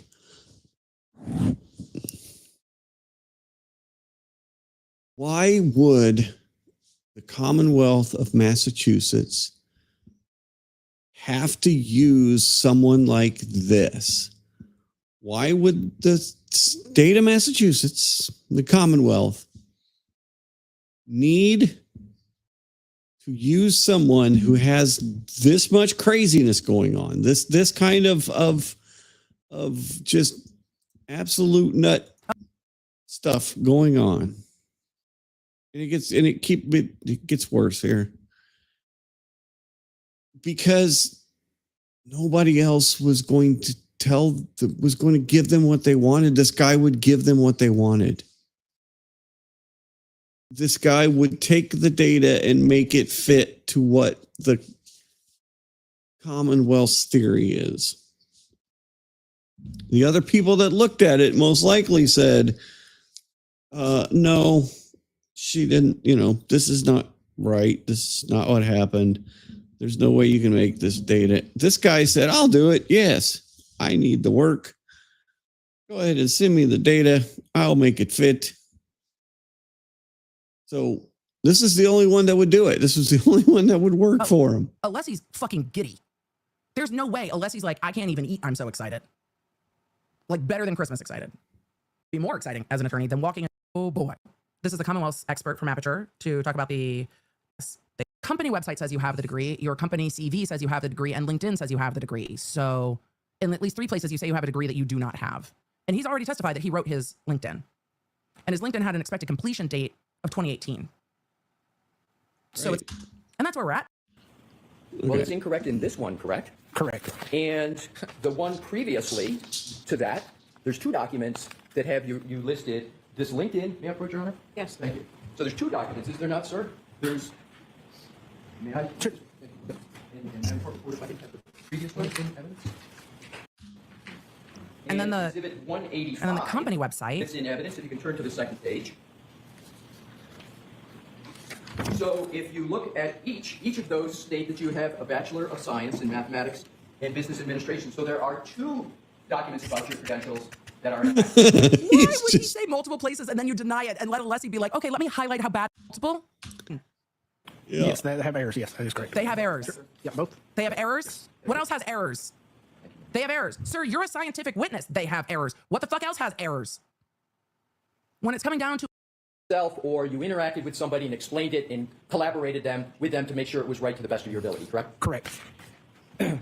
If you can look at the highlighted portion, sir, under education. There's no well, I understand what you're talking about. There's no highlighted portion. I'm sorry, let's strike that. If you look under education, the first line, it says in the right underneath BGS. Do you see that, sir? I do, yes. And then to the right, it says Bachelor of General Science in Mathematics and Business Administration, University of Alabama - Birmingham, Alabama, 2022. Did I read that correct? Yes, you did. And up in the upper left-hand corner, there's a photograph. Yes, there is. Is that you, sir, in the photograph? Yes, it is. And in the spelling of your name, Shannon. I'll be right back. We'll let this play. Correct, yes. Be And right so back that in a is second. Not only you in the This is photograph, that's the insane. spelling of your name with one N, correct? Correct. And that's the correct spelling of. why does it matter? Well, this witness isn't backing away from it wasn't me. We don't have a shaggy defense where he's going, this is a different Shannon Burgess that works for the same company. Is this your picture? Is this your name? Is this you? Okay. It says you graduated in 2022. So what gives? Your first name with one N, correct? Yes, it So is. that's definitely you represented in this document, correct? Yes, that is correct. Now let's So- look at the first line that relates That's to a no, though. education. It states Bachelors of General Science in Mathematics and Business Administration, correct? That is what it states, yes. And the date is 2022, correct? Was it an anticipated So date? this document represents that you received your Bachelor's of General Science in Mathematics and Business Administration in 2022. That is what it seems to represent. That is what it states, but there are a number of errors in that, yes. Correct. Yeah, there are a number So of let's errors. go on. So this is the third example. Am I correct, sir? Well, let me. What other may I errors? quote, Your Honor? What other errors? What other errors? Your Honor, at this time I offer Exhibit XX into evidence. No objection. Okay. 187. All right, that's in evidence. They're marking it. Why am I zooming? Because I want to know what the fuck is happening next. 187. Sir, is No. Exhibit 187 a CV that is linked directly? What? Yeah. Aperture's website. I do not know. I would have to look and check that. So as you sit here today, you are not able to state whether that CV is linked directly from Aperture's website. Correct. Emily, can you tell us? Yes, I pulled the CV from the Aperture web. But I see It is. Outdated. It is. We looked at it. degree away, or Errors or out. Yeah, this part right here. So now he's going to try and equivocate, and it just gets stupider. Okay. That degree, correct? It has errors or outdated information, correct. Errors or outdated information. Well, when you say outdated, errors or outdated, it seems to have a bunch of projections. Is it outdated? Like, did they take your degree away? They didn't even do that. Like, It's how do you do outdated? So But you don't have. this isn't a Vordar, however you say it. I can never say that word. This is in front of the jury. The jury is watching this whole thing. how is it that you can call a date outdated next to something that you don't possess? I don't understand your question. So you just use the phrase either Outdated. incorrect or outdated. I'm trying to understand your statement that it's outdated. Isn't it either you have a Bachelor of Science degree or you don't? Isn't I have represented I do not have a bachelor's degree. But in here, it's represented that you do, correct? Yes, it is an error, yes. It's not a fucking vision board. It's a CV it's an expert CV. Are you? Let's look at what the Oh name my is God. that are on these documents. It says Bachelor of General Science in Mathematics and Business Administration. This part here too. Are you aware that there's no degree at the University of Alabama, Shut the fuck Birmingham, called a Bachelor of General Science in Shut the fuck Mathematics up. and Business Administration? Yes, I am, and that is one of the errors I've identified. So you would agree that there's not. Shut the fuck up. Shut the fuck up. Shut the fuck up. Sir, your CV says, and the CVs he gave to the court said that this degree was in progress. Well, gave to the prosecution and gave to everybody.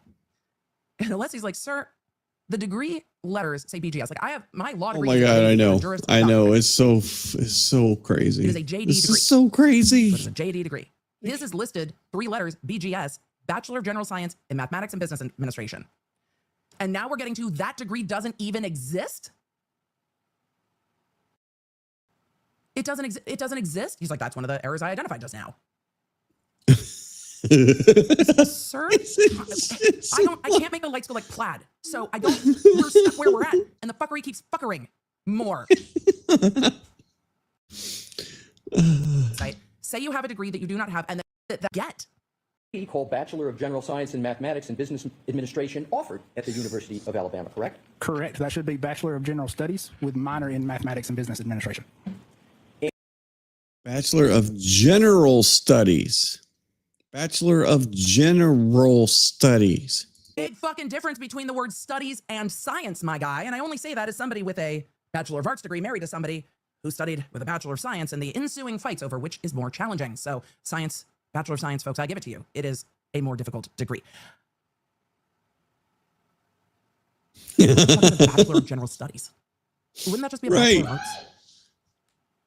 And what you just mentioned is you do not. I hear Kat cheering back there because she does have a Bachelor of Science. That is correct. What you possess is an associate's degree, correct? Correct. And when did you obtain that associate's degree? So that would have been 2015. And then... Oh, boy. I'm not even fast forwarding Alessi's pauses to make him sit here while Alessi writes notes. With the term mendacity? I am not. Are we going to get into it? He kind of lets this go, but we won't. Mendacity. Untruthfulness, lying. That's mendacity. That is the definition and meaning of the word mendacity. Highly fictionized memoirs in which the facts were few and the mendacities many.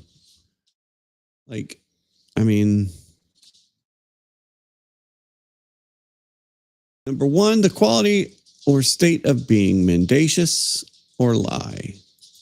Mendacious, given to or characterized by deception or falsehood or divergence from absolute truth. So when he asked him, are you familiar with the term mendacity? And I was not familiar with it until today, so. Alessi? Are you familiar with a CV of 2015? No, I'm not. Can we ask about hubris? Another one. We have another one. How many CVs are we going to pull up? Alessi, we're going to just do this shit all day. Yes. So he's going to hand him a document. Like the problem I had was somebody that wrote a 7 that kind of looked like a 1 or something. He's going to hand him a document that he's going to say, I don't know what that We're going is. to be here well into I've never seen anything like this. What has he lied about on the stand? He gave to the prosecutor, said up, and now we're just going to blow. And they should. The defense should take all day doing this. No, I know exactly. Because yes, then the jury can choose to discount what this witness said. Oh my goodness. So he basically said, I don't recognize that. Never pursuing. May I stand here and ask some questions, Your Honor? The witness is like, I prefer you not. Do you have a copy form? You can see it as well, Your Honor. Okay. I was just wondering the purpose. Yeah, sure. Your Honor, I'd like to see the roasting up close, if you don't mind. Sir, do you recall when you started pursuing a Bachelor of Science? This is great. Sir, have you ever been to Birmingham? I mean, I would have guessed you've been to Birmingham, sir. When did you start pursuing this degree? When did you start? So you started pursuing a Bachelor of Science for the first time in 2008, correct? Correct. And it is what? 2025. We're talking almost 20 years. You've been pursuing a Bachelor of Science degree for 17 years, correct? That is correct. And you have not obtained 17 years. Today. That is correct. Obviously, I'm not a math. For right now. Right now. Most college semesters are not done or just completed. If you are pursuing your degree, how many units or credits are you registered for this year? And yet there are various documents that we've seen that state that you have obtained the Bachelor of Science, correct? Again, with errors or misinterpretation. Yes. Errors or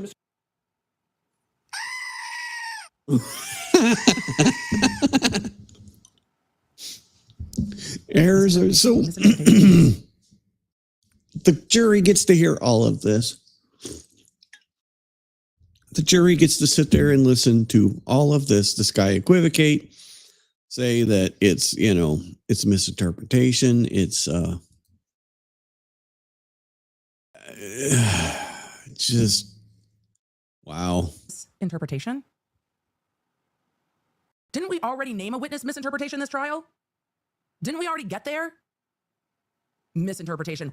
I'm sorry. Are people misinterpreting the year of completion as a year of completion? All right, so just back it up because so I think we beat the crap out of this, right? You've been pursuing a bachelor's as you sit here today. That is correct. And yet there are the various documents that we've seen that state that you have obtained the Bachelor of Science, correct? Again, with errors or misinterpretation. Yes. Errors or misinterpretation that are you stating? But you would agree those errors or misinterpretation have been in existence for some time, correct? Yes, I'm being made aware of them now. Yes. Yeah, and they haven't been corrected for some never time. come up. Correct. It's misinterpretation. I do work for insurance companies in addition to law firms. Yes. But you work for insurance companies, correct? Yes, sometimes. Yes. Yep. Well, you state that. Yep, Brennan. Yeah, he should, man. He should have vetted this out a little more. Buckle up. If this goes where I suspect this might be going, just buckle up. Just buckle up. Is your company billing you out? What rate is your company billing you out to insurance companies at? Right in your report in this case, don't you, sir? That you work for insurance companies? Again, I do work for insurance companies. Yes. And what role do you play in working for insurance companies? Are you working for them, or are you working for the policyholders that have paid premiums or are making a claim to try to get money from an insurance company? Which role do you have? I can guess. I'll allow that. So I work for the insurance. Why is he asking this question? Because people hate insurance companies. And if he works for the insurance exactly. That's exactly why he's asking this. Like, yes, I work for the insurance companies. Because you work for the insurance companies, right? And most people who've had to deal with insurance are like, yep, hate those people. That's why they're asking. Them? Or are you working for the policyholders that have paid premiums or are making a claim to try to get money from an insurance company? Which role do you have? I'll allow that. And the court's allowing it. So I work for the insurance company themselves. And in your work for the insurance company, has any of that work related to denying claims to insurance? Objection. Why don't I see you on this, Mr. Lassie? Sure. Academic All dishonesty. right, so. Yes, I am. May I, Your Honor? Yes. Thank you. Are you familiar with the phrase academic dishonesty? Yes, I am.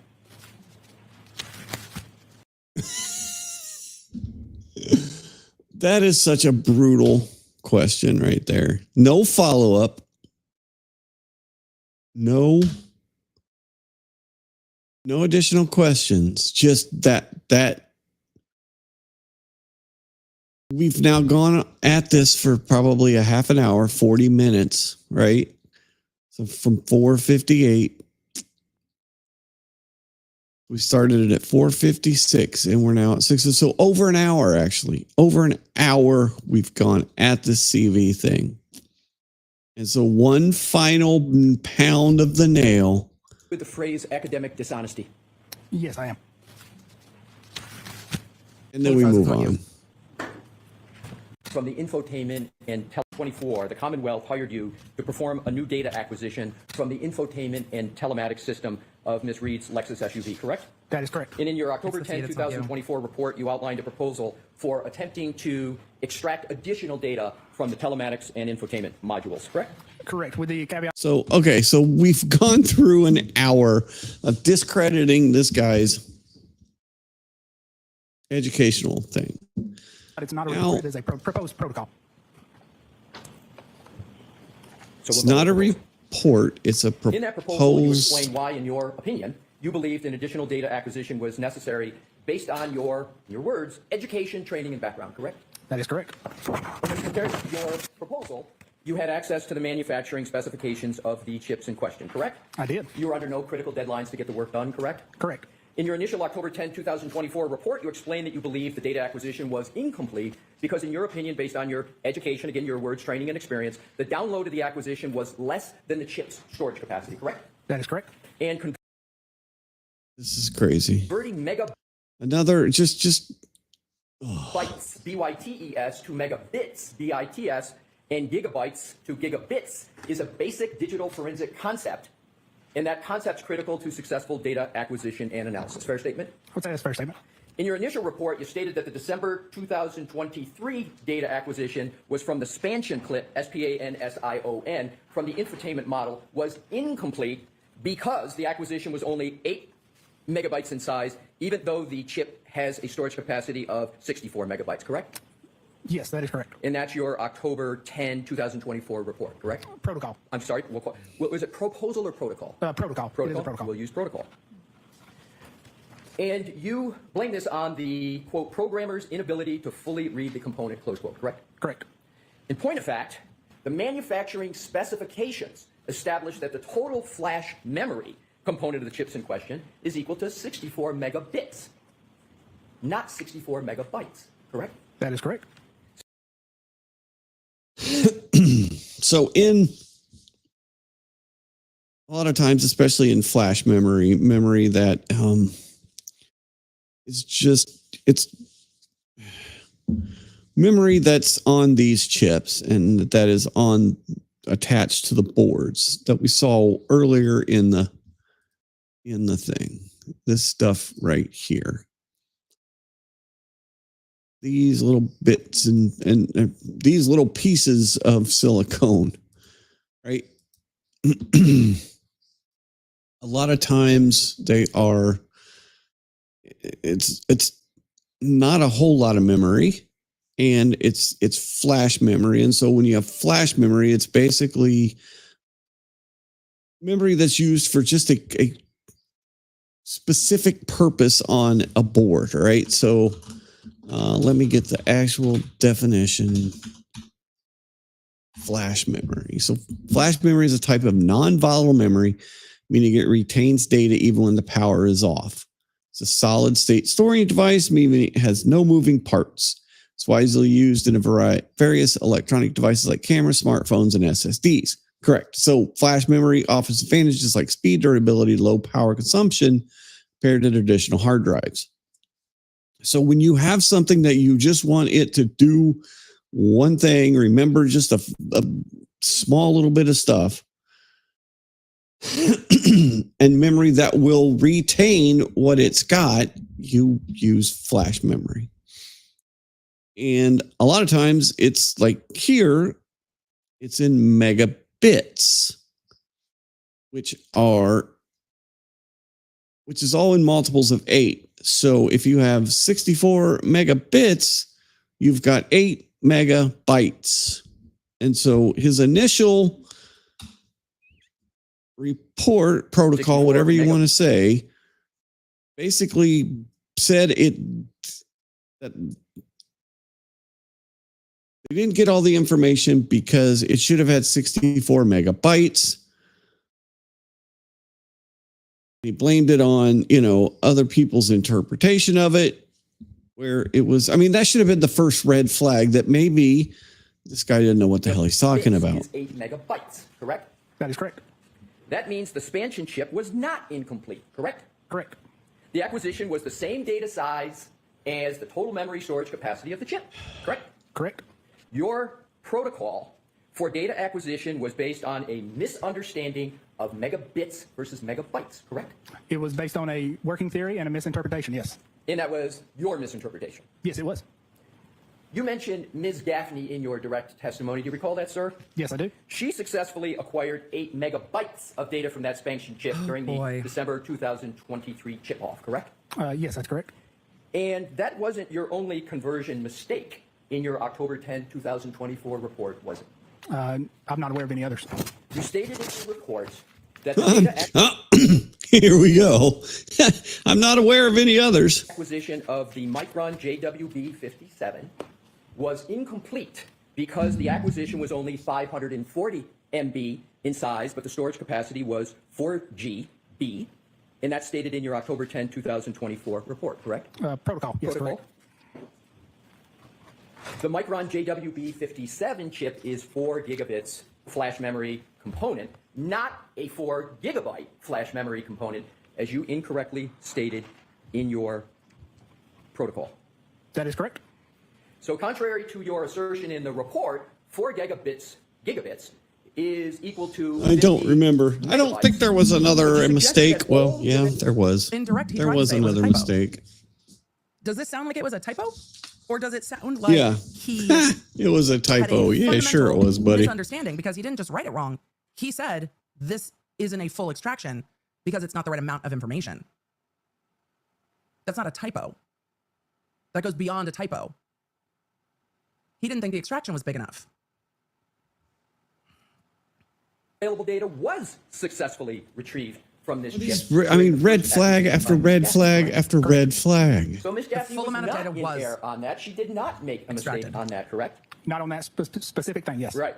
It was you that simply misunderstood the difference between gigabits and gigabytes, correct? Misinterpreted, I would not say misunderstood. You misinterpreted.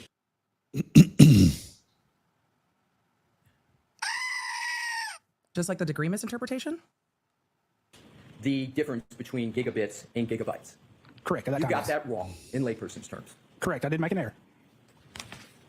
He's not backing down from it. You stated in your report that Micron, But that and is- I'm going nope, to have yep, to give an that was my alphanumeric error. number because I know in digital forensics it's important to be precise and accurate, so bear with me, sir.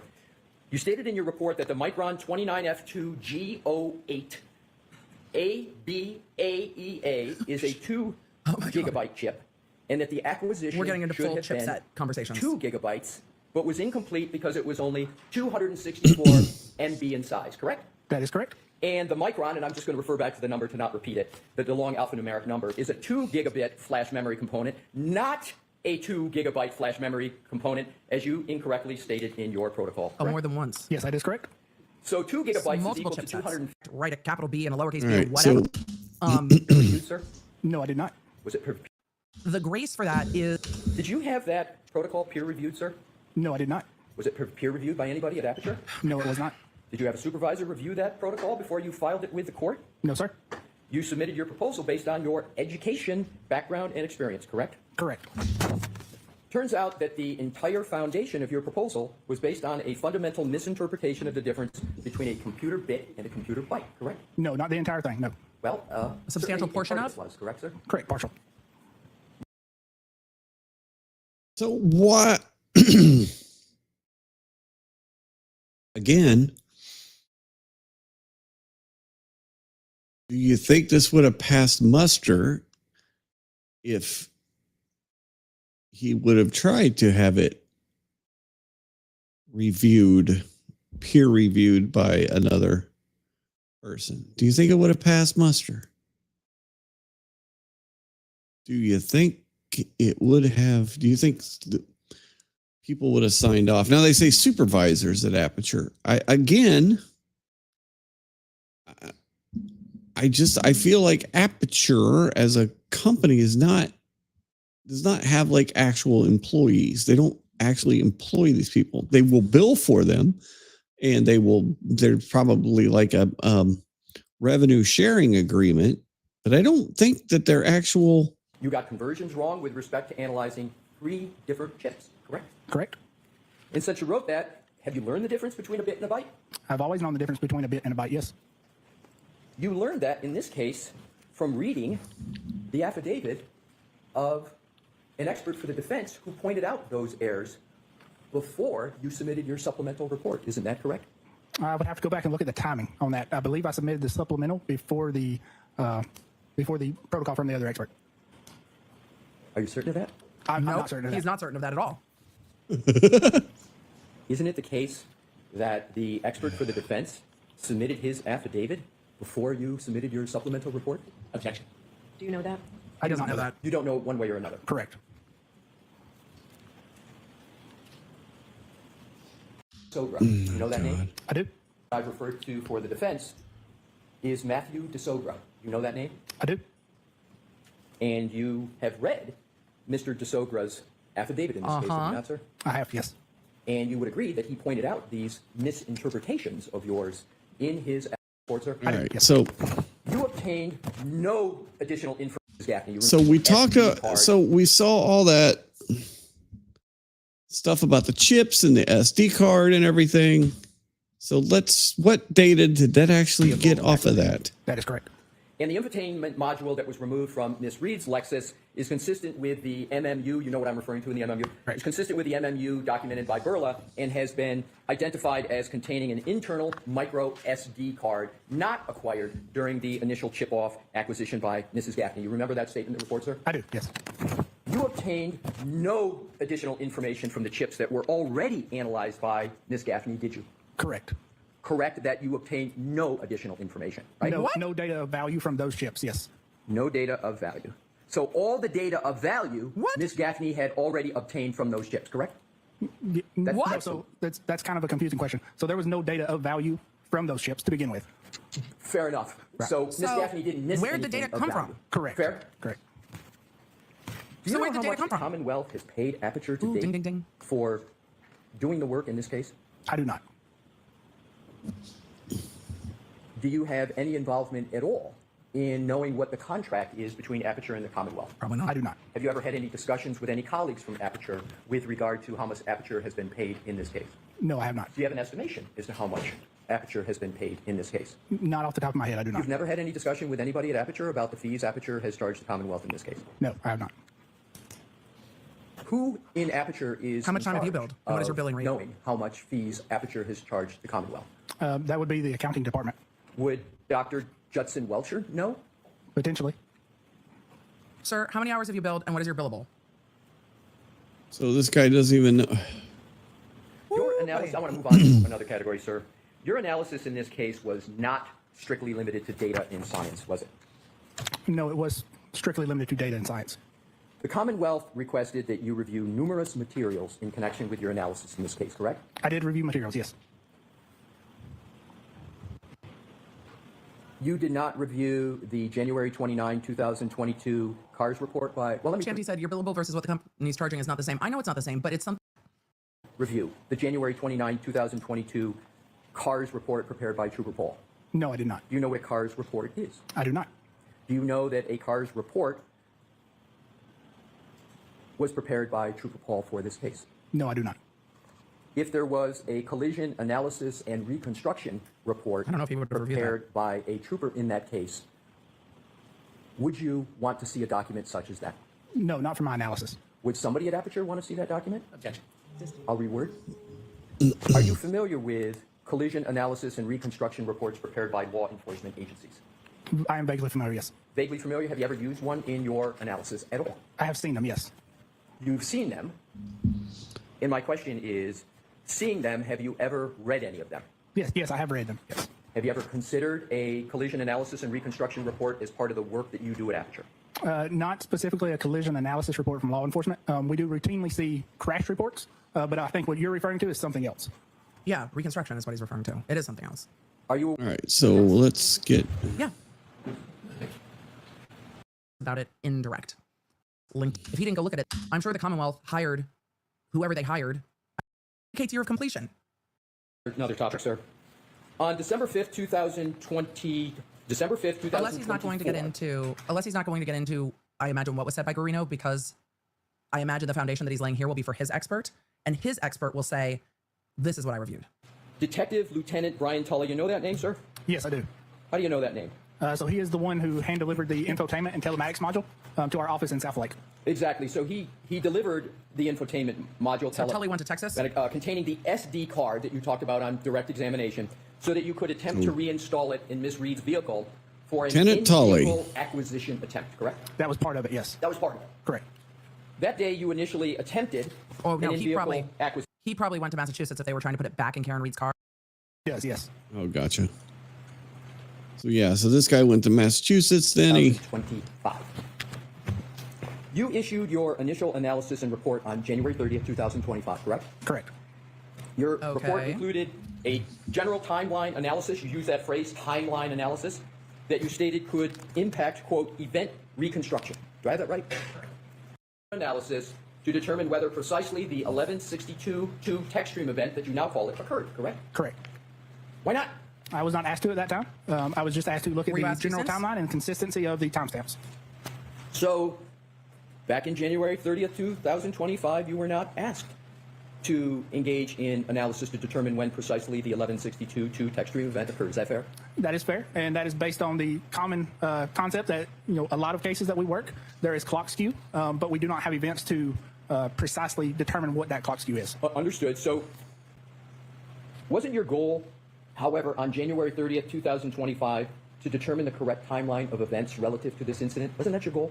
It was my goal to determine the data from the infotainment and telematics modules that were missed in the initial download and create a timeline. You delved into that pretty heavily in the middle of this trial, correct? Boy. Correct. So now we get into the January 30th, did you? That was not part of my... Meaning the 1160, your work in connection... So in the... This is right here. This is what I was looking for. In his initial report in January of 2025, January of this year, that they had to brush to debunk from the other experts, he gets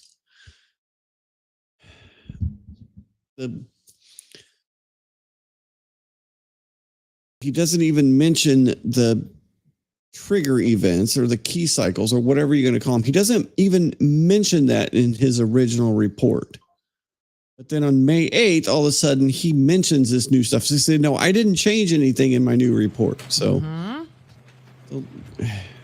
did anybody from the Commonwealth ask you in your January 30th, 2025 report to not discuss your work in connection with the text stream 1162.1 and the 1162.2 events? No.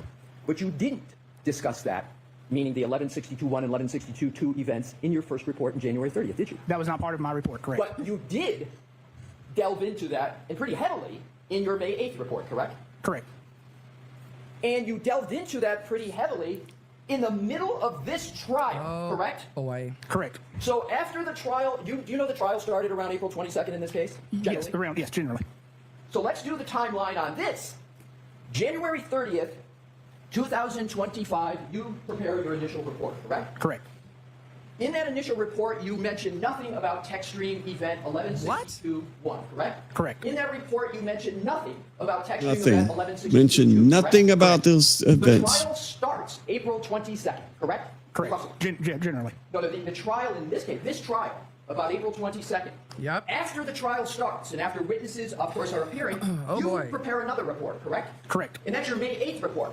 Correct. Right in the middle of this trial. Correct. I mean, he's not fighting with Alession Cross at all. I mean, so many other witnesses fought with Alession Cross. He's had some huge shit go very badly in this cross, and he's just not fighting with him at all, which, I mean, okay, but like, he's just like, yep, I did this. Yep, I did that. Nope, didn't do that.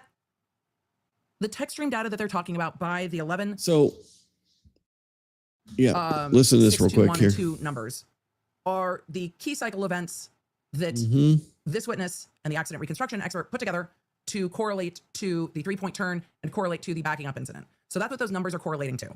I'm baffled that those particular events did not come up in the initial report. But there's still questions about that. There's still questions about, because that 1162.1 and 1162.2, and I think we'll see that on the defense's case in chief, is that there still is no exact timeline for when those happen. There's nothing in the data that correlates it to a timeline. So they're saying all this 3-point turn happened in this, but you can see that they made another 3-point kind of turn when they put the vehicle on the tow truck. And if they're trying to back out of all that snow that's on that was in the parking lot at her dad's house, you have the feeling that your tires are going to spin out. So that's what so I think on defense, you're going to see that, no, you can't correlate this 1162 cycles. You can't correlate to that event on January 29th at 12, whatever in the morning. I think that's what they're going to do. Because it sounds like what he was being asked to do is take those key cycle events and do everything we talked about earlier, which is so. Then last week too, we heard Brennan say that he was shocked, he was surprised that he got this Stream glitched, report. He but didn't you know prepared it your was May 8th coming. report on your own. Examination, sir, that you prepared your May 8th report on your own. Those were your words on your direct On your testimony, own. correct? Correct. So they didn't ask you to update a report? Like, I need more. Listen to this. Like I said, the jury, this is all in front of the jury. The jury is taking all this in. What's your excuse? Just Of your May 8th, 2025. here's the email. Here's the email that was sent on May 8th to send in this new report, which had all of this other If you stuff. have it in front of you, sir. I do, yes. It starts, Dear Mr. Brennan. You see that? Yes, I do. Pursuant to your request. That's a request. Dear Mr. Brennan. Dear Mr. Brennan. Pursuant to your request. Yes, I do. I backed it up. Pursuant to your request. That's a This is request. your you referred to, Mr. request. Brennan, correct? Correct. I have completed an additional analysis concerning the above referenced matter. To formulate opinions, the following additional items were reviewed. This wasn't done on your initiative. You put in writing you did it at the request of Mr. Brennan. Which is it? So that was on my own initiative. This is a holdover, so a copy and paste from my original report. What? You're explaining? Brennan said he was surprised by the report. And he's saying, no, I just copy and pasted it.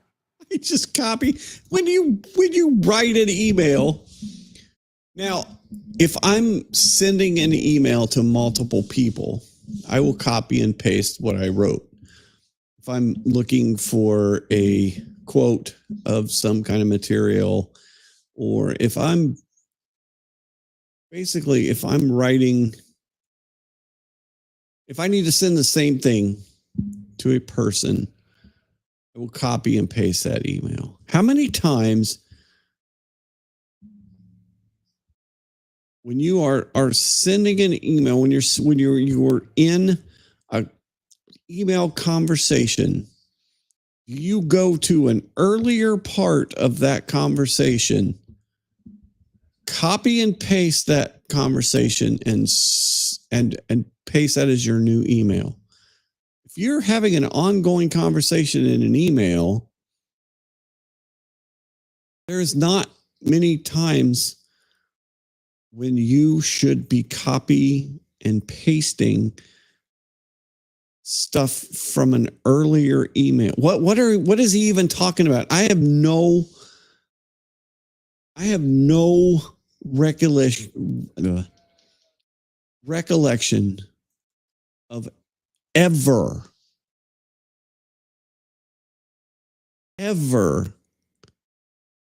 copy and pasting something from an email, from that same email, where I've gone and what is he even talking about? What?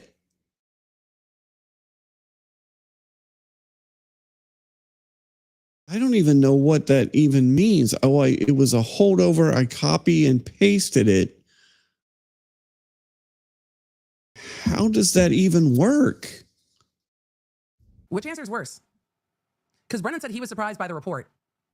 Do we believe that Brennan was surprised by the report? And this view was just like, well, I'm just rolling. Because could I envision a world where an expert that's like, well, we're charging the government is just writing extra reports? I can't envision that world. Neither option is good.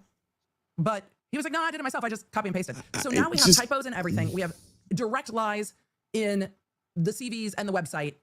And we have like, oh, that was a typo. Oh, this was a typo. Sir, you're expecting us to believe that you are accurate down to the seconds. But it's just like, oh, that was a typo. Oh, I copy and pasted that. Oh yeah, no, that was I misinterpreted the bits and the bytes. I didn't think it was gonna get worse. It keeps going. It keeps fucking going. I'm just gonna back up and let Alessi go because he was building up a head of steam and I paused because of the what? The first line of what? the May 8th, I had to back up. We have to do it all again. Report. Instant replay. Do you have it in front of you, sir? I do, yes. I love the witches. It starts, Dear Instant Mr. replay. Brennan. Do you see that? Yes, I do. Pursuant to your I request. just, That's the yeah, request you're referring to, Mr. Brennan, correct? Correct. I have completed an additional Boggles analysis the mind. concerning the above referenced matter. To formulate opinions, the following additional items were reviewed. This wasn't done on your initiative. You put in writing you did it at the request of Mr. Brennan. Which is it? So that was on my own initiative. This is a holdover, so a copy and paste from my original report. You're explaining the May 8th report in your language pursuant to your request as a copy and paste. A cut and paste from a previous report? Yes, I am. He did. Unabashedly. Do you cut and paste important information from one report to the other without checking it for accuracy? I copy and paste certain portions. Do you ever review what you cut and paste to see if it's accurate? Yes. You didn't review it this time, though, did you, sir? No, I did not think it was significant. So it's just. I did not think it was significant. I did not think. Okay, there you go. I did not think. Exactly. You did not think. But I did not think it was significant. Well, if you're in the middle of a trial and there is a sequestration order and you shouldn't be talking to the prosecutor, that's probably significant. What's the definition of Ladies significant? and gentlemen of the jury, it doesn't matter. Ladies and gentlemen, it doesn't matter. His report is not significant. It's not significant. It's accurate? Yes. You didn't review it this time, though, did you, sir? What the fuck? No, I did not think it was significant. Oh, you don't think it's significant, sir, that the matter is in the middle of a trial and there's a request for a new report after testimony has occurred in that trial? You don't think that's important? Objection. Sustained. Sir, you've worked in civil and criminal cases. Do you know what the word expert disclosure means? I hope he starts asking, do you know what expert disclosure means? But then again, up until this morning, I would also assume that when experts provide you with a CV, it's fucking accurate. Adjust clock syncs or making clock adjustments based on the synchronization of certain events. That was produced in March. Upon reviewing that, my initial thoughts were to address that in testimony. But as I was preparing for trial, I made the decision that it needed to be better addressed in a supplemental report. But you understand that the report that you're referring to, that's the report of Mr. Soger, correct? It is a presentation of Mr. DeSoger. It's a presentation. You understand his presentation merely was responding to the work that you did, correct? No, that's not correct. So your belief is that Mr. DeSoger's report didn't address at all what you had done? Partially, yes, but no. Okay, but let's cover the basics. You agree that Mr. DeSoger addressed, at least in part, the work that you had done? He tried to address, yes. Right. So do you He know tried to address. Now this, yeah. report as March 5th? Does that sound right to you? Yes, that's what So I said. you had Mr. DeSoger's report that you claimed was the basis for you on your own in the middle of this trial, creating and submitting a new report. You claimed that the basis for that was Mr. DeSoger's report of March 5th of 2025. That is correct. You waited? This guy is a liar. I mean, he's just straight up lying. Again, my initial thoughts were to address it on testimony. It's not your thoughts. Did you wait 2 months? I mean, I think he can get into his thoughts. Change from your first report, isn't it, sir? No, it's not a change. It's a supplement. Oh, so your definition is that when you add something to a report, it's not a change, it's a supplement? That is what it is, yes. This freaking guy. Pretty close to finalize the report. It's a pretty extensive report, right? Correct. So on May 7th, you were pretty well along the way in that report, correct? Correct. Did you let Mr. Brennan know that? Yes. So he knew the nature of the report, he knew how far along. Did you let Mr. Brennan know? Another important part. On May 7th. On May 7th, he let Brennan know. They had a conversation about Did you it. have any other calls with anybody from the prosecution's office other than that about your May 8th report? No, I don't believe so. Do you have any texts with anybody about your May 8th report? No. Did you communicate with anybody else about your upcoming May 8th report? No, I would have provided a copy to Dr. Welcher. So you gave it to Welcher? Correct. So Dr. Welcher knew you were working on this report, correct? He knew I submitted the report. I don't know if he knew I was working on the report. Did he know you were going to submit the report before you submitted it? Yes, I'm sorry, yes. Did he know what was going to be in the report? Yes, he did. Did he support the fact that you were going to submit a report in the middle of trial? I can't speak for Dr. Welcher. But he knew you were going to do it? Correct. These guys are just so ridiculous. This is so ridiculous. I wonder if Alessi's looking at the clock and being like, And this is going to take longer to have the payout that it deserves, so I'm going to just time out on that. Sir, could you please read the time that Dr. Welcher states for when infotainment trigger 1162.2 occurred? So that would be text stream trigger, just for clarification, but yes, I can. Well, let's go to that. You use the parlance text stream trigger. Dr. Welcher uses infotainment trigger, but it's 1162.2. You both use 1162.2, correct? Correct, and I think that may be a misunderstanding of how he's worded it. Well, Your Honor. So there's another misunderstanding. Dr. Welcher did not even get the module correct where the information came from. You can expect that in cross of Dr. Welcher. I'd actually move to strike that about what. Are Dr. they the Welch said. same? I'm just going to what the document says. I'm just going to leave it, but go on. Thank you, Your Honor. So the document says that the infotainment trigger 1162.2 occurred at approximately 12:31:38, correct? Correct. And that it ended at 12:31:43, correct? Correct.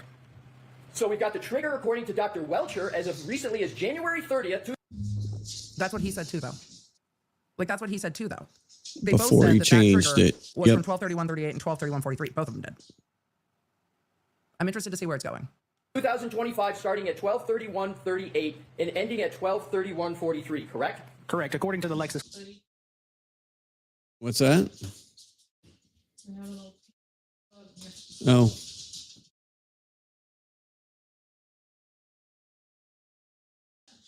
So, for this last little bit, Shannon Burgess, he is a smartphone forensic, GAC Advanced Smartphone Forensics, Celebrite Certified Mobile Examiner, Magnet Certified Forensic Examiner, Celebrite Certified Physical Analyzer, Celebrite Certified Operator. So he says that he is a mobile device specialist. Just getting into this last little part here.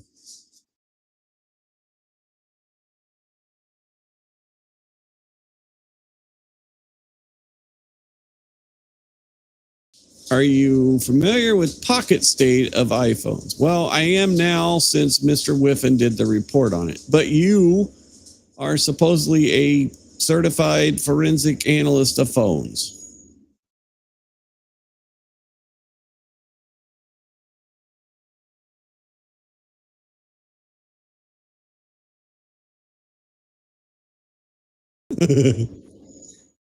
Yep.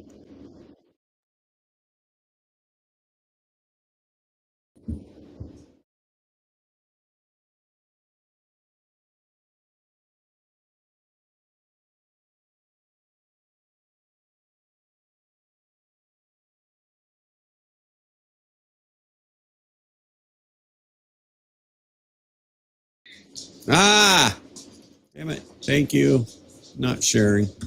It's been a lot. So, yes, today, tomorrow. Go back. And if those of you being blocked, I guess an iPhone could register a pocket state. If Familiar with the concept of pocket state in iPhones? I am familiar through Mr. Whiffen's report. Okay. You said you've read Mr. Whiffen's report, correct? Correct. So you did Alessi sound surprised to y'all? Am I reading things in? Am I reading in to it? Did Alessi sound surprised? He was like, bro, what? Yep. Mr. on the Mr. iPhone of Mr. O'Keefe at 12:33:14, correct? Objection. So the same, I'm going to strike it, do it the same way, Mr. Alessi. Okay? I will be right. He end up, no, sorry, there was noises. But you said he would have So, broad latitude on cross. Give him the broad I'm not latitude sure on cross. exactly. There was. I'm still going to zoom. As Alessi is looking for Whiffen's report.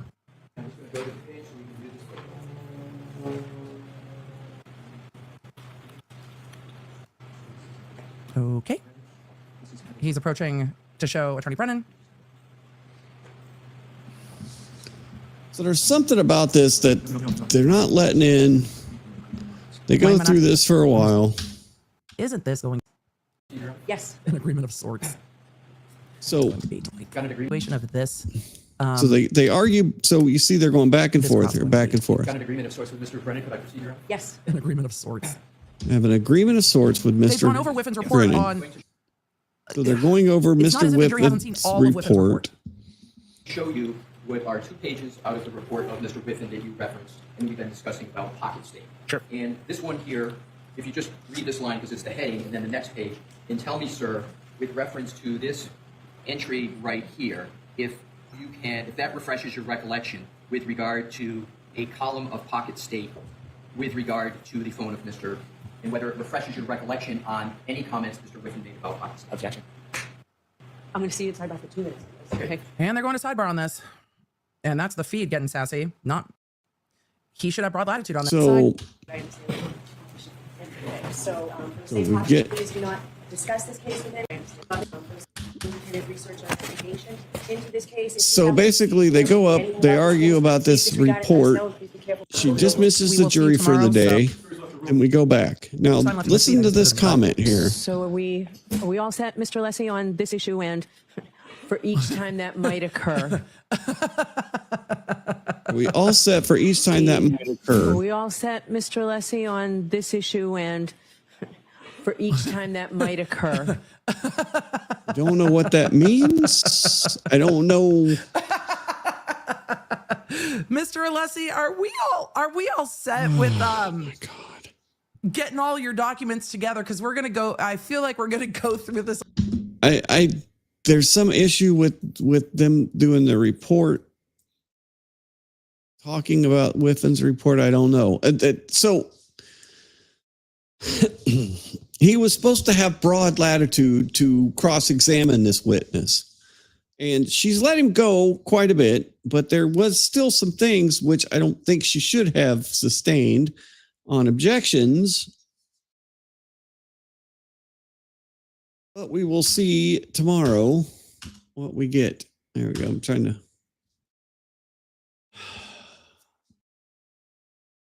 What is happening here? What are we doing? How is this a case? How is this a criminal case? How is the only expert that you can find is basically has been shown to be a complete liar? And I don't even, every single day.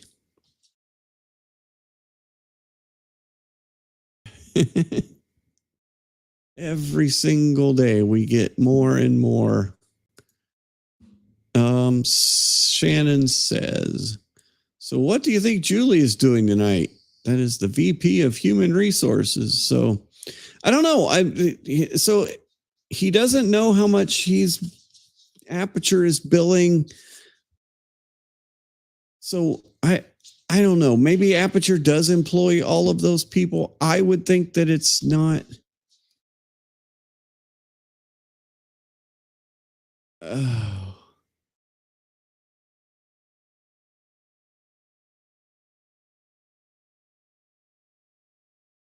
I don't understand.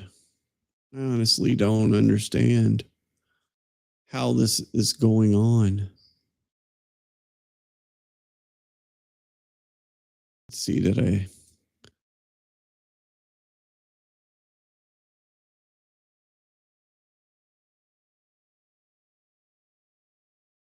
Oh, yeah. So there's a there's another trial going on in Massachusetts that from a guy named Brian Walsh, who's accused of killing his wife. And just when the day couldn't get crazier, Brian Walsh's attorney is looking to throw out all of his incriminating Google searches due to Norfolk DA's office newfound determination that Cellbrite reports are not accurate. So somebody has written up a motion to throw out Google searches that they were going to use in trial because of this case.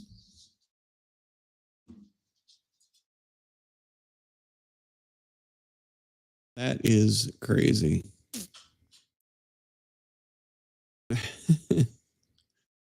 Another, what you thought you ordered versus what you got. I kind of like that picture. That's what you thought you ordered was Dr. Wolf, and instead you get Mr. Alabama, who I just don't.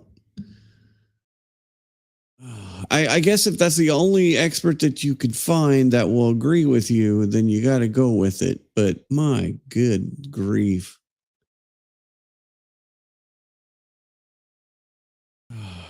I don't even know.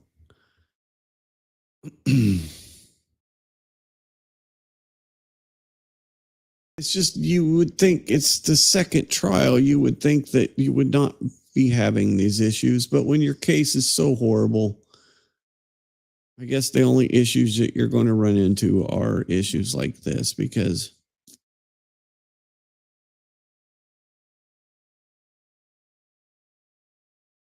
I mean, this guy kind of makes, at least Trooper Paul was, he had a solid background. I mean,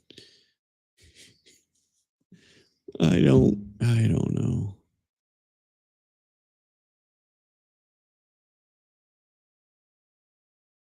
It's crazy. It's just crazy. It blows me away.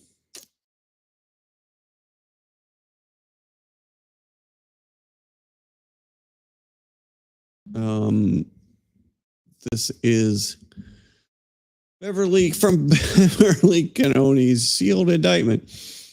I have my own Aperture story. One of our clients was at a club and a glass balcony above them broke and the glass fell on our client, causing severe injuries. We asked Aperture to go to the club and inspect the glass balcony. This is what he did. They charged over $2,000.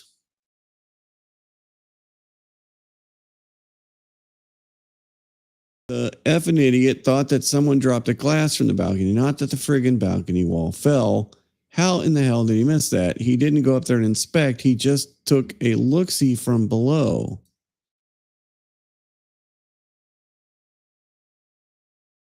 So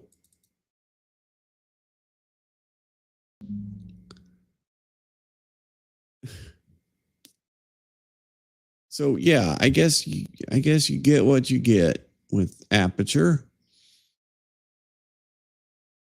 Probably not the best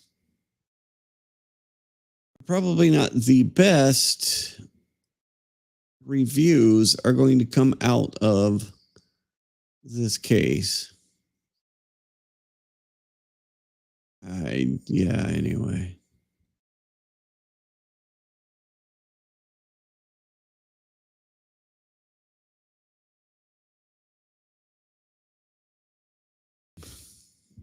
One of the reviews, a review for Aperture LLC from Alan Jackson. Highly impressed with the work of Shannon Burgess. Could not be any more pleased with him. So there is some trolling going on. Oh my goodness.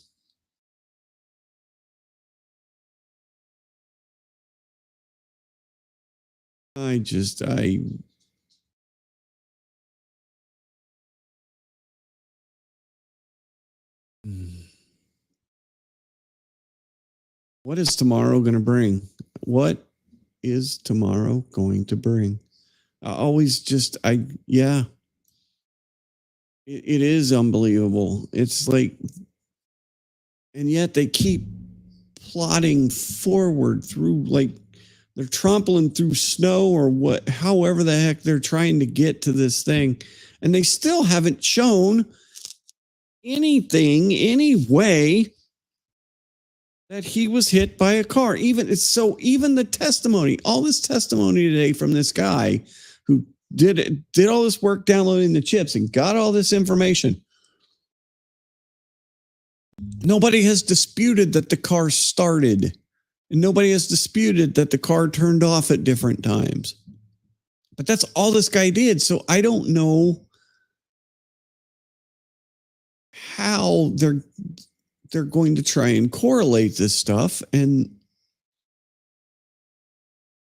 I think the defense is going to be able to show that the correlation is not correct. That's my hypothesis right now, is that the defense is going to show that these 1162, 1163, 1161-1, 1162-2,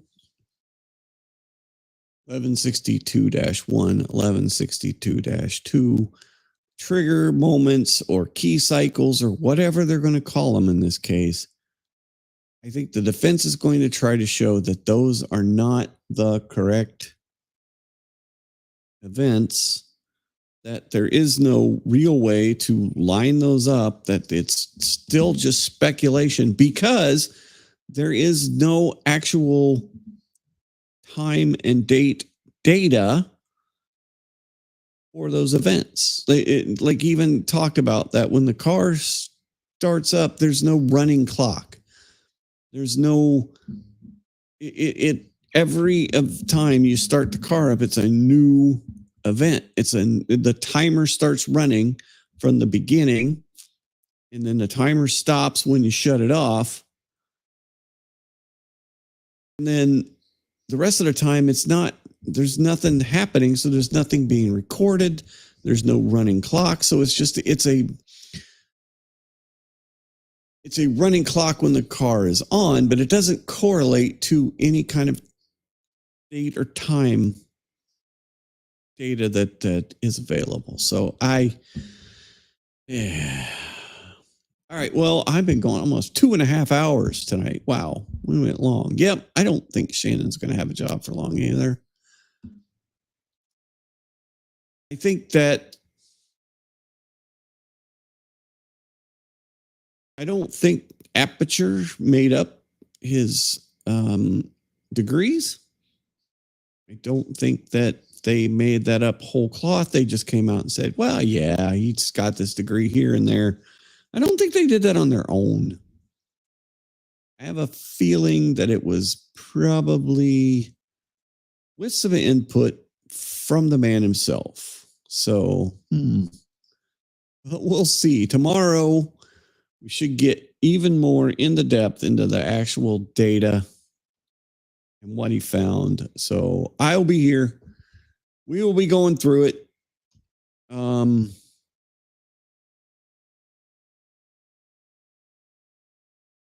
So yeah, I think I'm going to end it here. I appreciate everybody coming out. Please, if you have not subscribed, please just click on the subscribe to the channel. That's a huge, huge thing. We're trying to get our numbers up. So if you please subscribe, if you can, like the stream, give it a good old thumbs up if you enjoyed it. And then I did a little bit of editing on the show yesterday, but I also put together a spreadsheet which showed how much work I have left to do and how much I've done and what I think, it's going to take. And then I will think I have a date selected for when we will be releasing the show. And I keep saying I think. I mean, it's up for me to do anyway. But Friday on our full show with everybody here, Jody should be there for Friday. Mike will be there for Friday. So we will have an announcement on Friday. We'll have an announcement as to when we are going to release the show. We're going to have the show. So stay tuned for that on Friday. Coming up on Friday, big announcement about mistakes were made. And yeah, we'll go from there. All right. Mr. Finney is crashed out, as you can see right there. He looks very peaceful. It's not, I don't see any dreaming going on right now, but he definitely looks kind of crashed out. I am going to go find some dinner. So I truly appreciate it. And I will see you tomorrow for more adventures in criminal justice system. And we'll see if there's any more arrests too in the buffer zone. So, all right, stand by. A little bit of fun from the show. And we will see you tomorrow. Introducing Agent Anthony Tony Miller from the Bureau, undermining misinformation. Welcome to the office, huh? Agent Miller takes the mission seriously with an eye toward the future. Retirement, man. One word only. You don't look that old. How long you got? 14 years, 5 months, 7 days, give or take. Who's counting? When it comes to finding misinformation, Agent Miller brings his A game. It's obvious. Dude's not right. Nolan Ryan, way tougher than Roger Clemens, period. Agent Miller is also a master of the interrogation. I say we just let him stew for a little bit. We'll go catch some coffee, eat some food, maybe check the scores. Then we finally go in. I'll take some notes, but really they're just doodles. But I'm getting really good actually at some sketches. I'll show you later. Is there anything I can do for you guys? Chicky nuggies. Agent Anthony Miller, performing the mission of keeping us safe from dangerous misinformation.